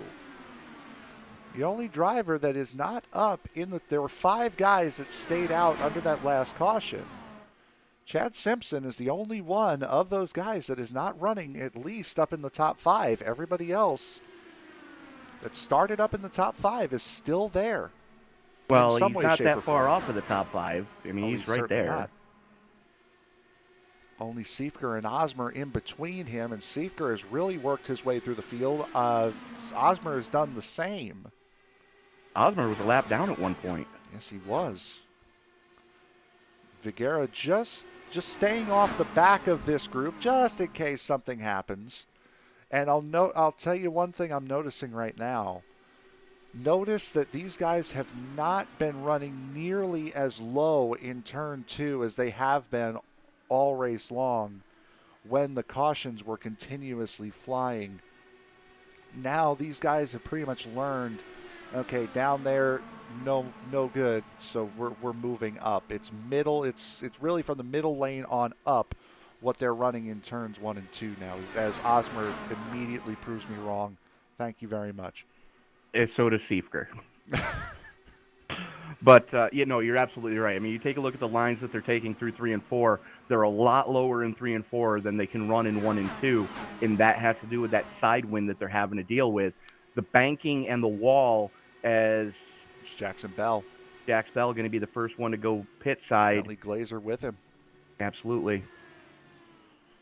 So green flag pit stop starting to happen as Hollingsworth has a little bit of the blinkies. Siefker, too, is outside right now. And Ronnie Osmer back up into the top 3. Now, everybody is going to need to come into pit here as Hollingsworth jumps right back down to the bottom. So I'd have to assume Hollingsworth is coming in either this time or next time. It most likely is going to be next time then. It's money stop time. Yeah, this is going to be the last stop if we are able to run green the rest of the way. Everybody else is going to have to make a pit stop. It's just a matter of when. Hollingsworth still in this race lead and still able to hold off Siefker and Osmer. 34 laps on his fuel tank. And he's going to be coming in now. This is as low as I've seen him all run. And yep, here he comes. So that's 35 laps. Yes. So I would expect the pit window. And he's the only one coming this time. Yeah. So he might get the undercut on these guys. It's a possibility. It's Osmer to the point. Yep. Osmer and Siefker now 1 and 2. Chris Simard in third. Remember, Chad Simpson last week won the race on fuel strategy, was able to go longer than anybody else on a tank of fuel. So Simpson knows how to win these fuel mileage races. He's done it already. As he comes in behind Brett Beasley and ahead of Butch Davis. So a trio coming into pit road here. That's all of the drivers that came in on lap 92 have all dipped into pit road. And I would have to say within the next 5 to 6 laps, all of the other guys here, Siefker, Osmer, Simard, Vigera, these guys are going to be coming in as well. Well, you mentioned it earlier that Simpson was one of those guys, and we're under caution. Yes, we are. That just caught a whole bunch of guys. That was Tim Bates. Bates had spun a little bit earlier on and broken that car. Tried to get it back to pit road and unfortunately unable. This is a lap ago. That's a hard hit. Again, another really hard hit. The caution doesn't come out here. The caution's going to come out right around now, after he was already off the racetrack. Which, that's intriguing. Yeah, that's new. And it may have been because he was so far off pace. He had gone up. That replay just showed he had gone up and spun right off into the grass. And then it was only after he was in the grass that the caution came out, as the guys who had not yet come into pit all come in now. And Chad Simpson is going to be the beneficiary, because Simpson had not gotten lapped yet. Davis and Beasley had gotten their laps back.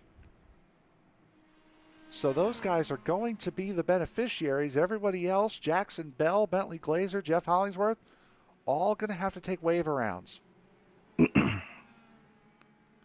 Wow. As there's the run off of pit road.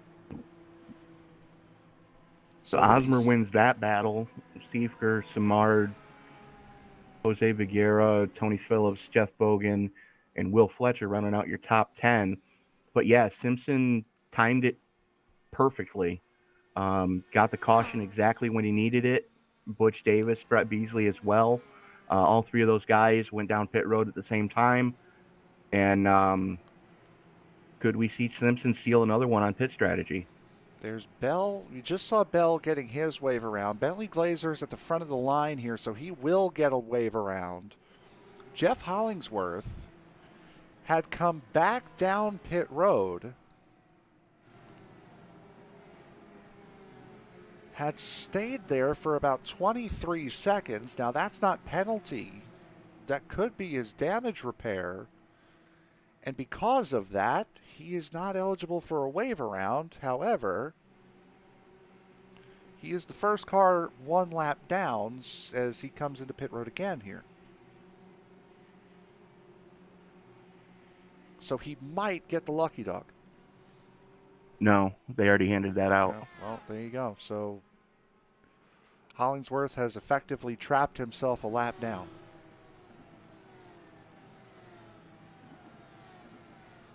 Wow. The complexion of this race has completely changed, as we're going to restart with about 20 to go. This race has been a war of attrition here tonight for a lot of guys. Tyler Bloom only able to make 2 circulations of the racetrack. Michael Bourne only able to make 4. Nicholas Vassenar, Kevin O'Brien, who we've seen in chat, Dan Brazington, Chris Walker, Joe Morganti, Carl Burke, Mike Grandy, Charles Woods, Mark Walker, Shane Loveridge, Paul Crumry, and now Tim Bates, all out of this race. 31 drivers took the green, only 17 remain. Yeah, this has definitely been a war of attrition here in the Irish Hills of Michigan. The house that Penske built, as they say, as lights are out on the pace car. Simpson going to have the button as the field works its way through the 3-4 complex. Butch Davis right there with him. Davis looking to try to get a jump on him. He's got Brett Beasley right in his pocket. As the green flag comes back out and we are back underway. Davis getting the restart he needed. Beasley spun the tires a little bit, it looked like. And all hell's breaking loose behind him, it looks like. Yep, 23 laps to go here at the line. Now, the reason why there's a massive gap here, if you saw the order at which these guys took the green, Paul Crumry and Leonardo Elijah were in between Brett Beasley and Ronnie Osmer. Those guys were caught there. They're not for position. So lap down cars splitting third and fourth. on this restart and have done so to the tune of 1.2 seconds as the race lead now is starting to get away as Chad Simpson, Butch Davis, and Brett Beasley, a trio of their own. As we see them haul it down the back straightaway in single file line, Beasley starting to fade back a little bit as Davis throws it to the inside going into 3, and Davis to the point coming out of 4. Yep, and Davis we're back under caution. Yep, that's Jason Duckworth. There's the remnants of his RDR number 18, and boy, RDR has not had a good night here tonight. No. So we'll take a look at Duckworth just running in the back, and back end's going to kick around out of 2, and we've seen this a couple times already.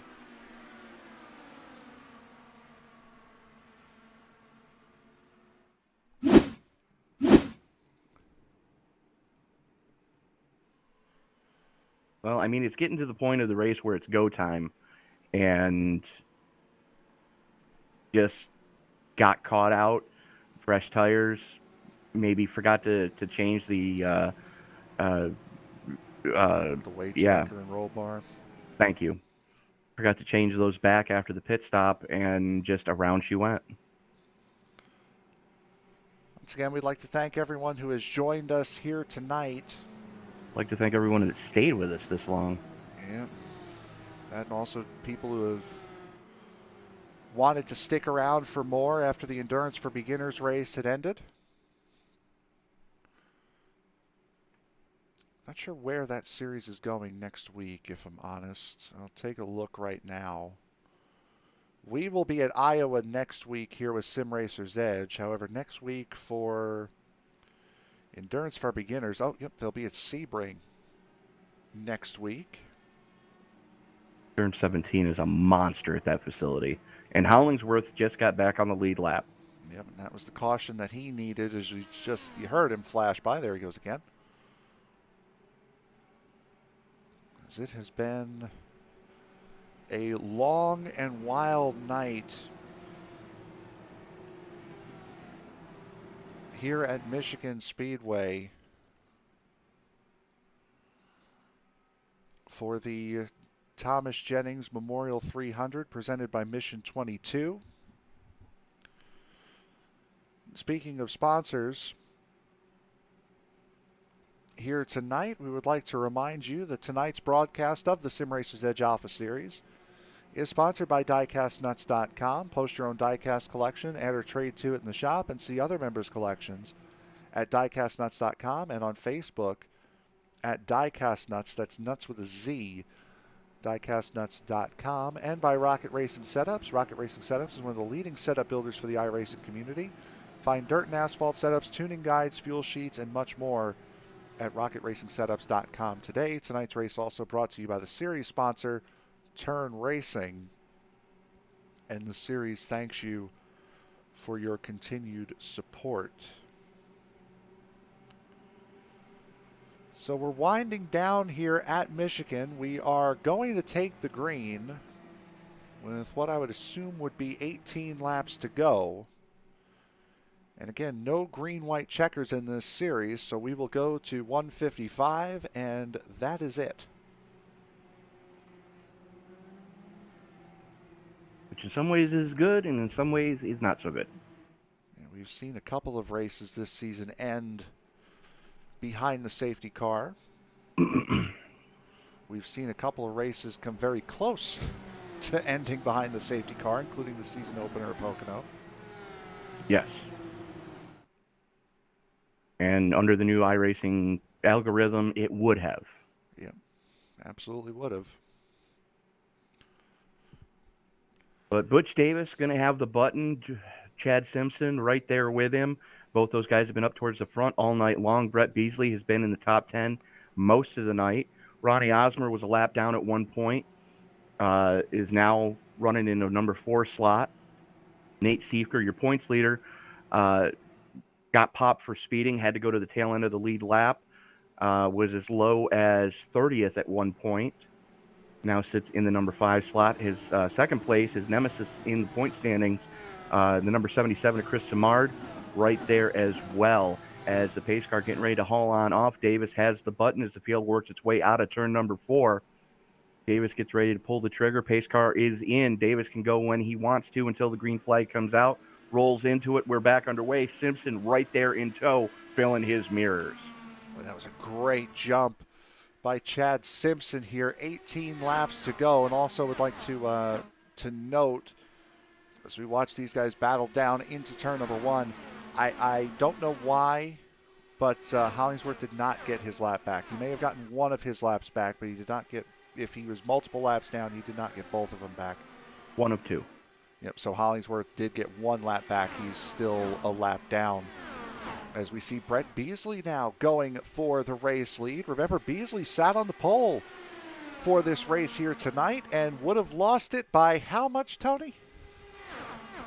Sorry? How much would he have lost the race by if that were the final lap? Let me go look. 2/1000th of a second. Yeah, we've seen closer. We've seen much closer. And we're back under caution. Yeah, we are. Will Fletcher. Jackson Bell. Yep, around. There's Jackson Bell. No. I think that's Tony Phillips. Yep, that's Yep. Tony Phillips going through screen. Take a look and see what happened here. Oh, it started. Oh, wow. Boy, Phillips got wicked loose. Jax Bell was by himself. Yeah, Bell, we'll take a look at Bell here, but in a moment. Oh, no, it was net code between Bell and Phillips that got him out of sorts. Well, no, it started back at the beginning of turn Yeah. one. They were 3 wide with Bell on the inside. Yes. Phillips was the meat in the sandwich. And unfortunately, Will Fletcher, a victim of circumstance, nowhere to go. And it was a net code. It was a net code contact between Bell and Fletcher. It was between Bell and Phillips. Pardon me. It was net code between, yeah, Bell and Phillips that sent Phillips up into Fletcher, and then I guess something off of that wreck sent Bell down towards the wall out at 2. just sideways through the middle of, anything. But he will come into pit road now and check the car out. As back up at the front here, Butch Davis has retained the race lead. And Tony Phillips is out. Yep, so that will leave 16 cars running. And there goes the luckiest of the lucky dogs. Jeff Hollingsworth gets both of his laps back, and with, say, 11 to 12 laps, will have a chance at getting his first win in the series. There's a possibility. Now, he will have to start at the end of the longest line, which with single file restarts would be the end of the line. Right. But with only 15 other cars to contend with, may not be an impossible task, especially if we get another caution. So right now, that means the only drivers that are on track right now that are not on the lead lap are Jason Duckworth, Leonardo Elijah, Will Fletcher, and Paul Crumry. Those are the only drivers that are on track that are not on the lead lap. So he'll be stuck behind 4 lap cars for this restart, he being Hollingsworth, pronouns pal. Can I have that in English? That last part you just said? I said he being Hollingsworth, pronouns pal. What he said. As the lights go out on the pace car, as we are getting ready to roll off with 13 laps to go.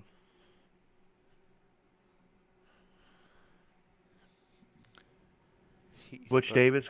Sorry, go ahead. I was going to say he is a pronoun. So. Anyways. Instead of. Dabgum English majors. Well, he is a pronoun. Instead of just saying he, say the name. And So, pronouns pal is my little reminder. anyways, Butch Davis gonna have the button, and he's got the young gunner Ronnie Osmer right behind him. Chad Simpson been there all night long, sitting in the number 3 slot, just biding his time. Brett Beasley, your pole sitter, sitting there. Nate Seifker sitting there. Chris Samard sitting there. Jose Viguera had a great comeback. I believe he was a lap down at one point as well, sitting in the number 7 slot. Jeff Bogan, Jeff Roulette, and Johnny Antonucci into the top 10. So that is your top 10. And it is Butch Davis who will lead them down. Ronnie Osmer, Simpson, Beasley, Seifker, Samard.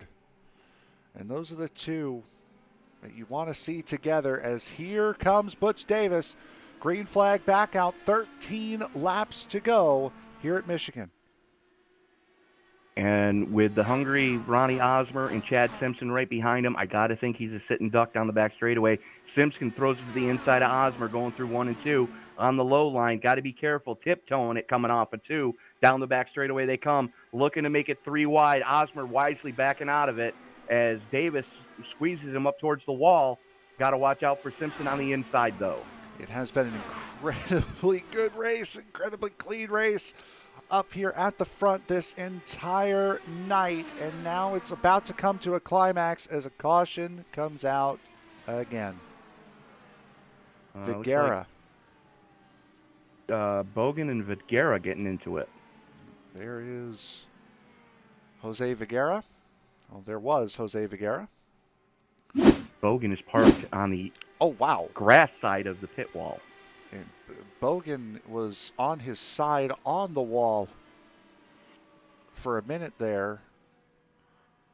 So we'll take a look and see what happened here. This is out of turn 3. My assumption would be Viguera pushes up. Yep. And up they go. Yep, see you bye. Follow Bogan down the racetrack here.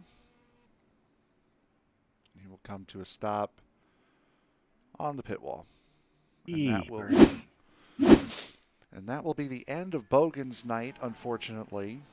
Using a fast repair earlier on tonight, I believe in that lap 1 wreck he was involved in. Correct.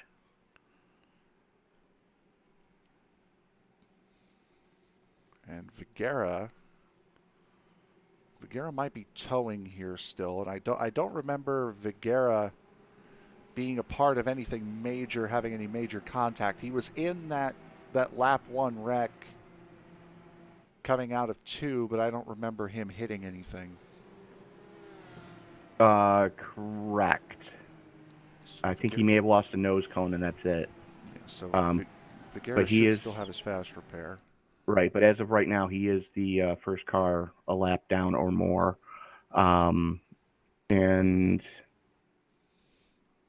actually, that honor would go to Jason Duckworth, who's 2 laps down in 12th right now. Duckworth just passed him, yeah. So dear Lord.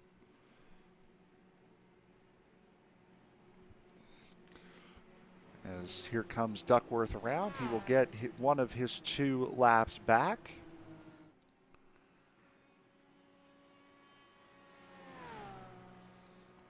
So now Jason Duckworth 1 lap closer to finishing on the lead lap here tonight.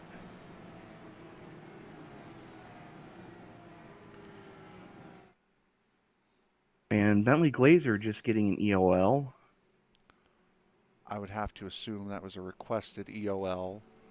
Possibly. Or if he didn't get, or he just, yeah, no, he didn't come into pit. I would have to, yeah, that would be that would have to be a requested EOL, I would have to say. Yeah. But let us know in the chat who you got. You know, give us your podium in the chats. Let us know who you're rooting for right now. I know Brittany Crumry was watching earlier. Unfortunately, Paul in the 3, currently sitting 7 laps down, so Not having the not the greatest of nights. not the night he was hoping for, but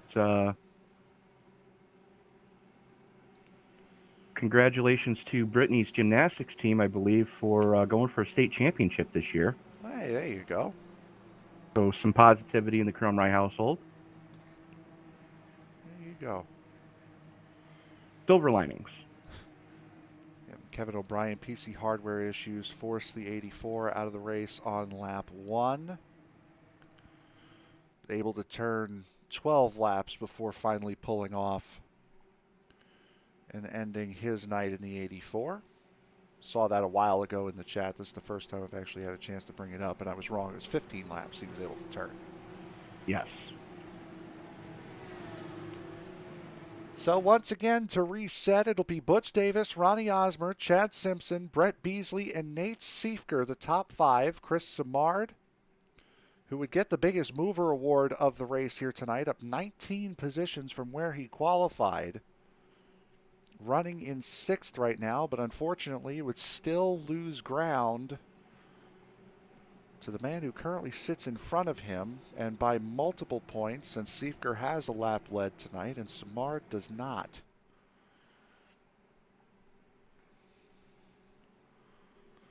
Field working its way through the 3-4 complex right now. Pace car running low, coming out of 4, getting ready to make that hard left turn onto pit road. Butch Davis in the 43, looking to get his second win in his Sim Racers Edge career, has the button as the pace car is in, and we are 8 laps to go. Davis pulls the trigger. Osmer not getting the restart he was hoping for, has his mirrors filled with Chad Simpson as we go back to green. Yeah, but Simpson is going to be definitely hungry to go 2 for 2 in that number 42. As again, 8 laps to go. Butch Davis has gotten out to a nice little lead here as there goes Osmer around, solo spin, and the caution comes out again. Oh, you hate to see that happen. Said it earlier, he had said it after the second race of the year last year at Road America.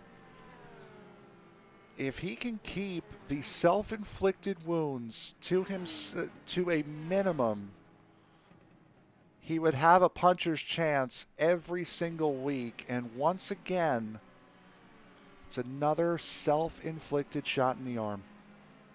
And he had the freshest tires in the top 5, too, which is surprising. Take a look, and he's on that transition. He's straddling that transition between the low lane and the second lane. And that win that we've talked about all night long just did not do him any favors there. Track temp has skyrocketed too, by the way. It was 100 degrees. Good grief. At the time the race started, and now it has shot way up to 112. So that, combined with 12-mile-an-hour winds, combined with a difference in banking degree in these corners, a lot of things working against these guys here tonight. And that right there, we've seen a lot of cautions here tonight, and speak to anyone who is an admin in this series, and they will say it is way too many. But a lot of these cautions have been single car spins, and a lot of these cautions have been brought out because iRacing has once again made that caution, the leniency on the cautions a lot stricter, as there goes Jason Duckworth getting back on the lead lap. Last season, we never would have seen those single car spins down into the infield as cautions. Forget about last season. Just think last month. Yeah. That would not have been a caution. Like a lot of the incidents that we saw, the incident where it was Morganti and Beasley, I think it was. Yeah, they both ate off, that would not inside have been a safer caution. barrier. Mark Walker's big wreck would not have been a caution. Bates's big wreck not that long ago would not have been a caution. All of these single car spins that we've seen off to the inside out of turn two would not have been cautions. We've only had about 4 or 5 cautions that have involved cars hitting another car. Yeah, and a lot of those have been either net code or, um, just other issues where a driver has had no chance to react to a single car spin. Now we're getting to the point here where this could be the last green flag of the race. Unlike at Pocono, there is no human race control in this race, so we cannot do a quickie yellow the way we did at Pocono Well, we to could, end the race. because Dan Brazington has been sitting in pit road as acting as race control. But does he have the power to throw a caution or not?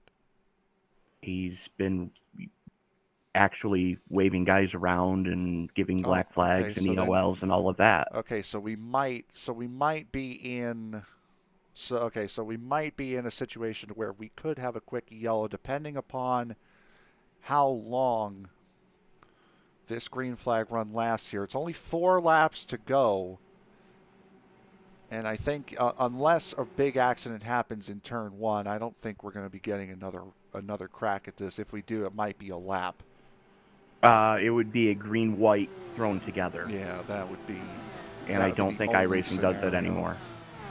Yeah, that would be the only scenario I see is to this not being the last green flag of the night. So it'll be Butch Davis, Chad Simpson, Brett Beasley, Nate Siefker, and Chris Simard. The top 5. There goes Davis. Simpson right on him. Green flag back in the air. 4 to go from Michigan.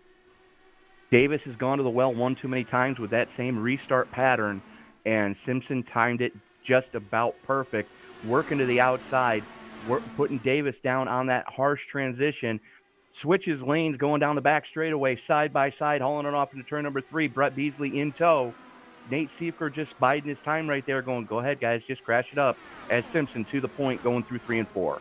And you need to be smooth here as Beasley has a moment there in the middle of 3 and 4. Simpson now to the race lead. Butch Davis would not have won the race with that move right there. 3 laps to go. Davis in the race lead. Simpson will look to the inside coming out of turn 2.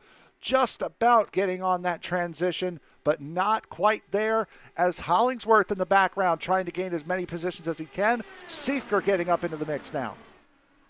That shark in the number 1. There's a reason why there's a number 1 on that black and yellow. And that's it. Caution is out. It's Crumry. Crumry around in turn 3. And with 2 laps to go, that will end it. What were you saying about him going 2 for 2? We'll take a look at what happened to Paul Crumry here. Running by himself. Loses it going into turn 3. Boy, almost took out Leonardo Elijah and Duckworth as well. But that right there is the caution that will end the race here tonight. Now that started back in turn 2. He banged the safer barrier, and it looks like, yes, he broke the suspension coming out of 2 and didn't realize it. So what has been an incredibly long night here at Michigan will end behind the pace car. And for Chad Simpson, what a way to make a debut as the white flag is, well, supposed to be in the air. We saw the yellow, so I can't tell you not to see what you saw. White flag is out. Yeah, the white flag is in the air, and that will end this race. Chad Simpson did exactly what he needed to do. He got the fantastic restart that he needed to get. Vigera getting one of his laps back, but it's completely inconsequential.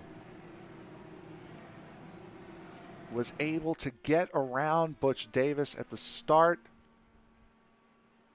and was able to hold on. And Tony, as you said, 2 races, 2 entries, 2 victories for Chad Simpson, who started second and will finish first. What a performance we've seen here tonight from all of these guys that have survived the melee. We saw a very good green flag run there in the middle of the race. Everybody started to figure out turn 2 expertly. Vigera And has, sorry to cut you off there, but Vigera has spun off of turn 2. thanks for proving me wrong, Jose. We'll, Anyways, we'll get to that in a second. But as they come off of turn 4, checkered flag is in the air, and it will be Chad Simpson winning the Thomas Jennings Memorial 300 presented by Mission 22. 2 for 2 for driver 42. excellent performance. Started on the front row, finished on the top of the podium. But how about the points chase right now? Seifger was 30th at one point, coming home on the third place. Right behind him, Chris Simard. Chris Simard, who started 25th tonight, will come home in the 4th position and unfortunately will lose at least 3 spots. 3 points. 3 points, pardon me, in the standings, barring on bonus points and penalty points. It would be at least 3 points the loss. As we'll try to get through these interviews as quickly as possible here tonight. As we'll try here to get these guys in. As Tony, I believe you are in with the race winner who is burning it down as we speak. Chad Simpson, what a way to announce your presence here in the Sim Racers Edge Alpha Series. Going 2 weeks, 2 entries, 2 wins. Congratulations on your win here tonight in Michigan. Yeah, well, me and Butch are, I guess, somewhat teammates, I guess. And we were just kind of swapping spots up front, trying to control the field. So really, it was going to come down to whichever one of us was in front when that yellow came out. Well, still, you ran up front most of the night. I don't think you fell out of the top 10 all night long. Timed that. We had that long green flag run, and you timed that green flag caution perfectly, caught it to get the lead back, and were able to survive the melee tonight. Just carnage all over the track. Congratulations again. Talk us through just how intense that was when you guys had those long green flag runs and you were 2, 3, and 4 wide all night long. There was one pit stop somewhere in there that put us back. I don't know if we were outside the top 10. We might have been, but we were back in the thick of it, and it was a little scary being back there. The yellow on the green flag cycle was just pure luck that I was able to beat the pace car off pit road, and that saved us on that. Other than that, I mean, it's just trying to survive most of the night. Well, again, just awesome drive. Anybody you want to thank before we let you go? And thank my friends, Butch Davis at FBR Motorsports, helping me in that race. My guys at Satellite Racing, VRS, the Direct Drive Pro, their new Direct Drive wheel for sale. All right. Well, Chad Simpson, again, congratulations on your second win of the season. 2 in a row. We're looking forward to seeing you next week at Iowa. Thanks, guys. User was moved out of your channel. User was moved to your channel. All right, so that was your race winner, Chad Simpson. Again, 2 for 2 on his Sim Racers Edge campaign thus far. Next up is our second place finisher tonight, Butch Davis. And Butch, you came incredibly close. What happened on that restart? Just kind of knew. Didn't really matter how much of a restart or how much of a lead we got on the restart. Kind of knew it was going to be, for the most part, between Chad and myself. We're teammates from way back. So we just kind of tried to play the deal where, we just tried to leapfrog each other, and whoever was in front was in front, whether it was him or me. Guy comes in, man, 2 races, first 2 races he gets here for, and he's got the lucky horseshoe shoved up where. Pretty doggone awesome. So, can't say enough about his driving, his demeanor during the race, keeping things light for us, kind of keeping me a little bit more focused than I have been. My season has not been going well, and it's nice to come out of here with a second place. I'll gladly take it. How hard is it to keep your focus in a race where a caution seems to be coming out every couple of laps? You get the couple long runs in the middle, and then the last 20 or so laps looks more like the first 40. How hard is it to keep your focus in a race like this? It's very hard. When we had those long green runs, things got a little dicey up front. I freely admit to dropping it into 6th gear, turning the fuel down a little bit, and just kind of cruising. Just I'm playing the long game. But, we got down to the last, 20 laps or so, 25 laps, and we kept getting yellow after yellow. And it's very easy to lose that focus. These longer races kill me. Obviously, same story over again. Me suffering injuries from a motorcycle accident in the real world. These longer races wear and tear me out pretty badly. But I'm in it for the long haul. Going to do what I can when I can. So it's nice to have somebody like Chad in there, kind of keeping my head in the game. Same thing with Jeff Roulette, our other teammate, and, having those guys to kind of bounce things off of and just have that chat to keep you alert to what's going on. Now, it's going to be a long race as far as lap count, but a short race as far as track length. Next week we go to Iowa. What are your thoughts going into the race at Iowa Speedway tomorrow? Completely different dynamic from this week. I hate Iowa as much as Iowa hates me. I have never done well at that track. Just something about that place. I don't know if it's the corn. I think Nate's going out there, because Nate's from Iowa. I think he's throwing crap out onto the track. We just don't know how to deal with it. So, yeah, it's a short track, but it's a fast short track. It can be very bumpy. Good God, I hope it's a little bit better than this race was. Promise me no more 12-mile-an-hour headwinds down the back straightaway. Well, it was the 12-mile-an-hour tailwind down the front straightaway. That's even worse. There's also the 12-mile-an-hour crosswind in the corners. Hell, throwing the guys a curveball. Yeah, let's not do that again. Yeah, I'm throwing change-ups from now on. Nice and slow and easy in there. Underhand them. Yeah. Better yet, put the damn thing on a tee. I was just going to say, let's just go and put it on a tee. Anybody you want to thank coming out of this race here, your first podium of the season, Butch? Yeah, I definitely want to thank Tim Bates and Brett Beasley for putting up a little money for a purse for this race. I want to thank all the guys that finished in that purse money. Immediately, all of them said they're donating it right back to the league, which is fantastic. I want to thank, the administration. Thank you guys up in the booth, Frank and Tony. Thanks Sam Cooper Bennett, the producer of the deal. Byron Rodney, you're kind of the backseat guy. want to thank just all the drivers that kind of stuck it out. The long race. Sometimes you have a bad one to have a couple good ones. So we're hoping that's the case. And finally, just want to thank all my teammates: Larry Edmondson, Neil Messer, Mikey Bourne, Jeff Roulette, and Chad Simpson.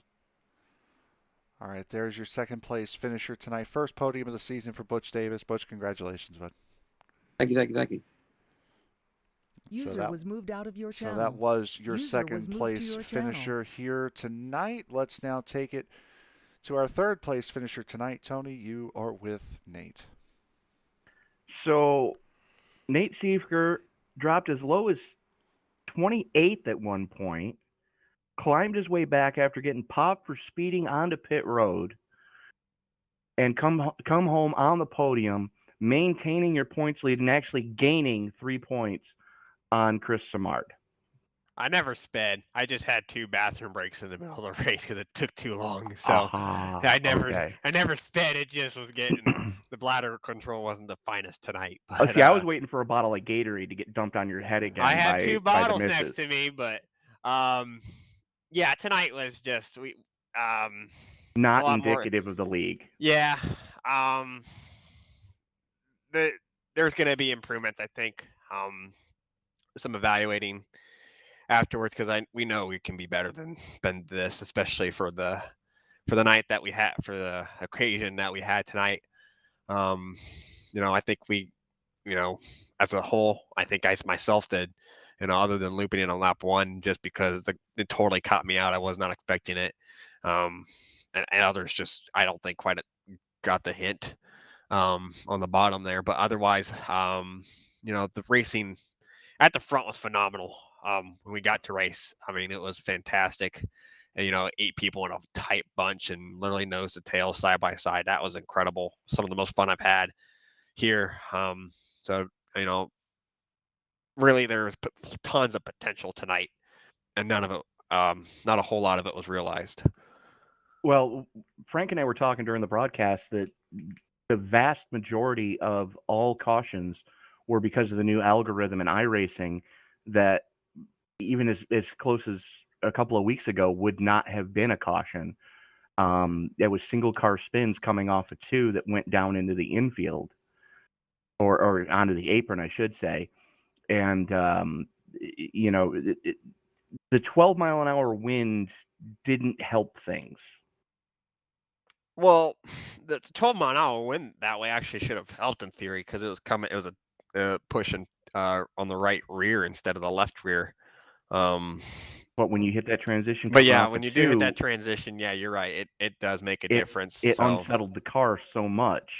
Mm-hmm. So I mean, it's the same weather we used last time we were here. So I really, other than a slight wind change, direction change. So I really, as a league admin standpoint, we got to go back and we got to realize, what could we have done better? What could we improve on? What can we, look at in the future for our future events to, try to prevent this happening? We had a lot of yellows at Pocono. We had a lot of yellows here. We don't want to repeat for our final Triple Crown race at Indianapolis. That's definitely not what we want. So we need to definitely take a look and see what we can do to improve ourselves and the league overall, and maybe get a fantastic setup built for Iowa next week. And we'll just, go fresh and clear our heads out. Sounds good, Nate. Is there anybody you want to thank before we let you go?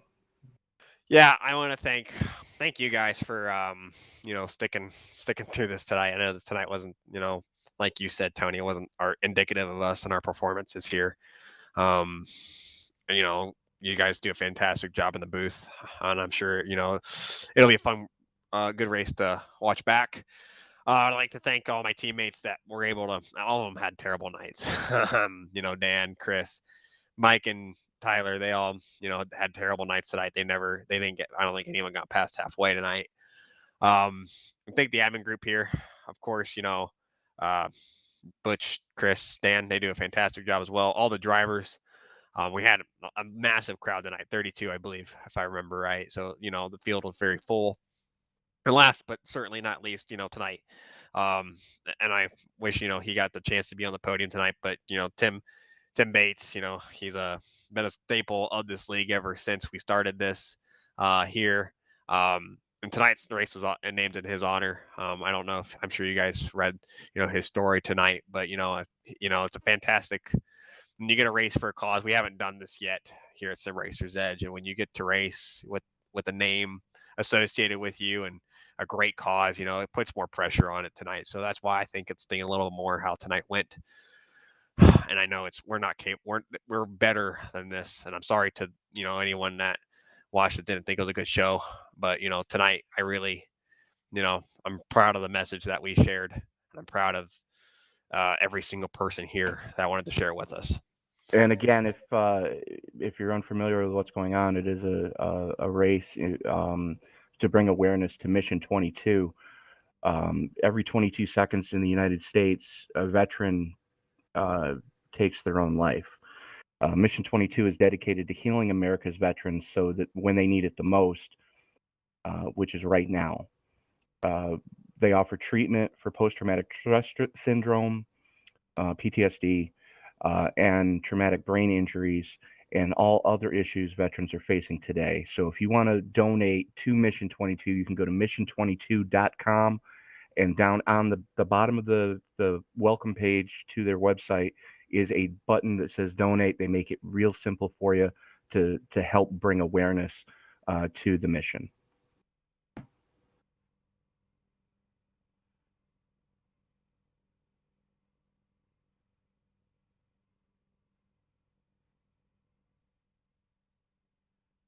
User was moved out of your channel.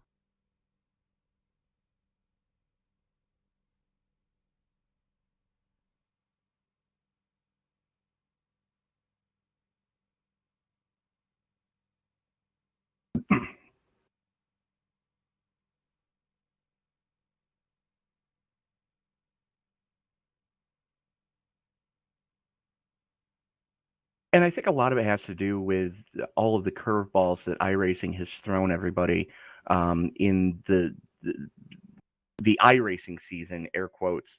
Because if you take a look at when Chicago happened, that was the first race back or second race back after the newest update, when they changed this car a lot. They changed the entire sim a lot. New tire model, new damage model, and it's going to take time for these drivers to really get it under their hats, that they're going to need to change up their driving style just a little bit, because the car is not going to be it's not going to respond the same as it has in previous races at the same location.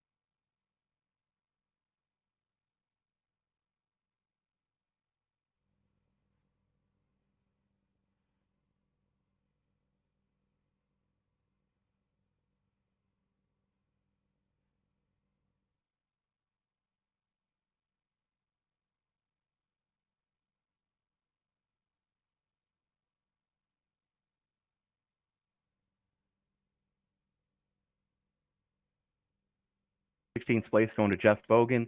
Paul Crumrine, not the night he was hoping for, coming home in 17th. Will Fletcher in 18th.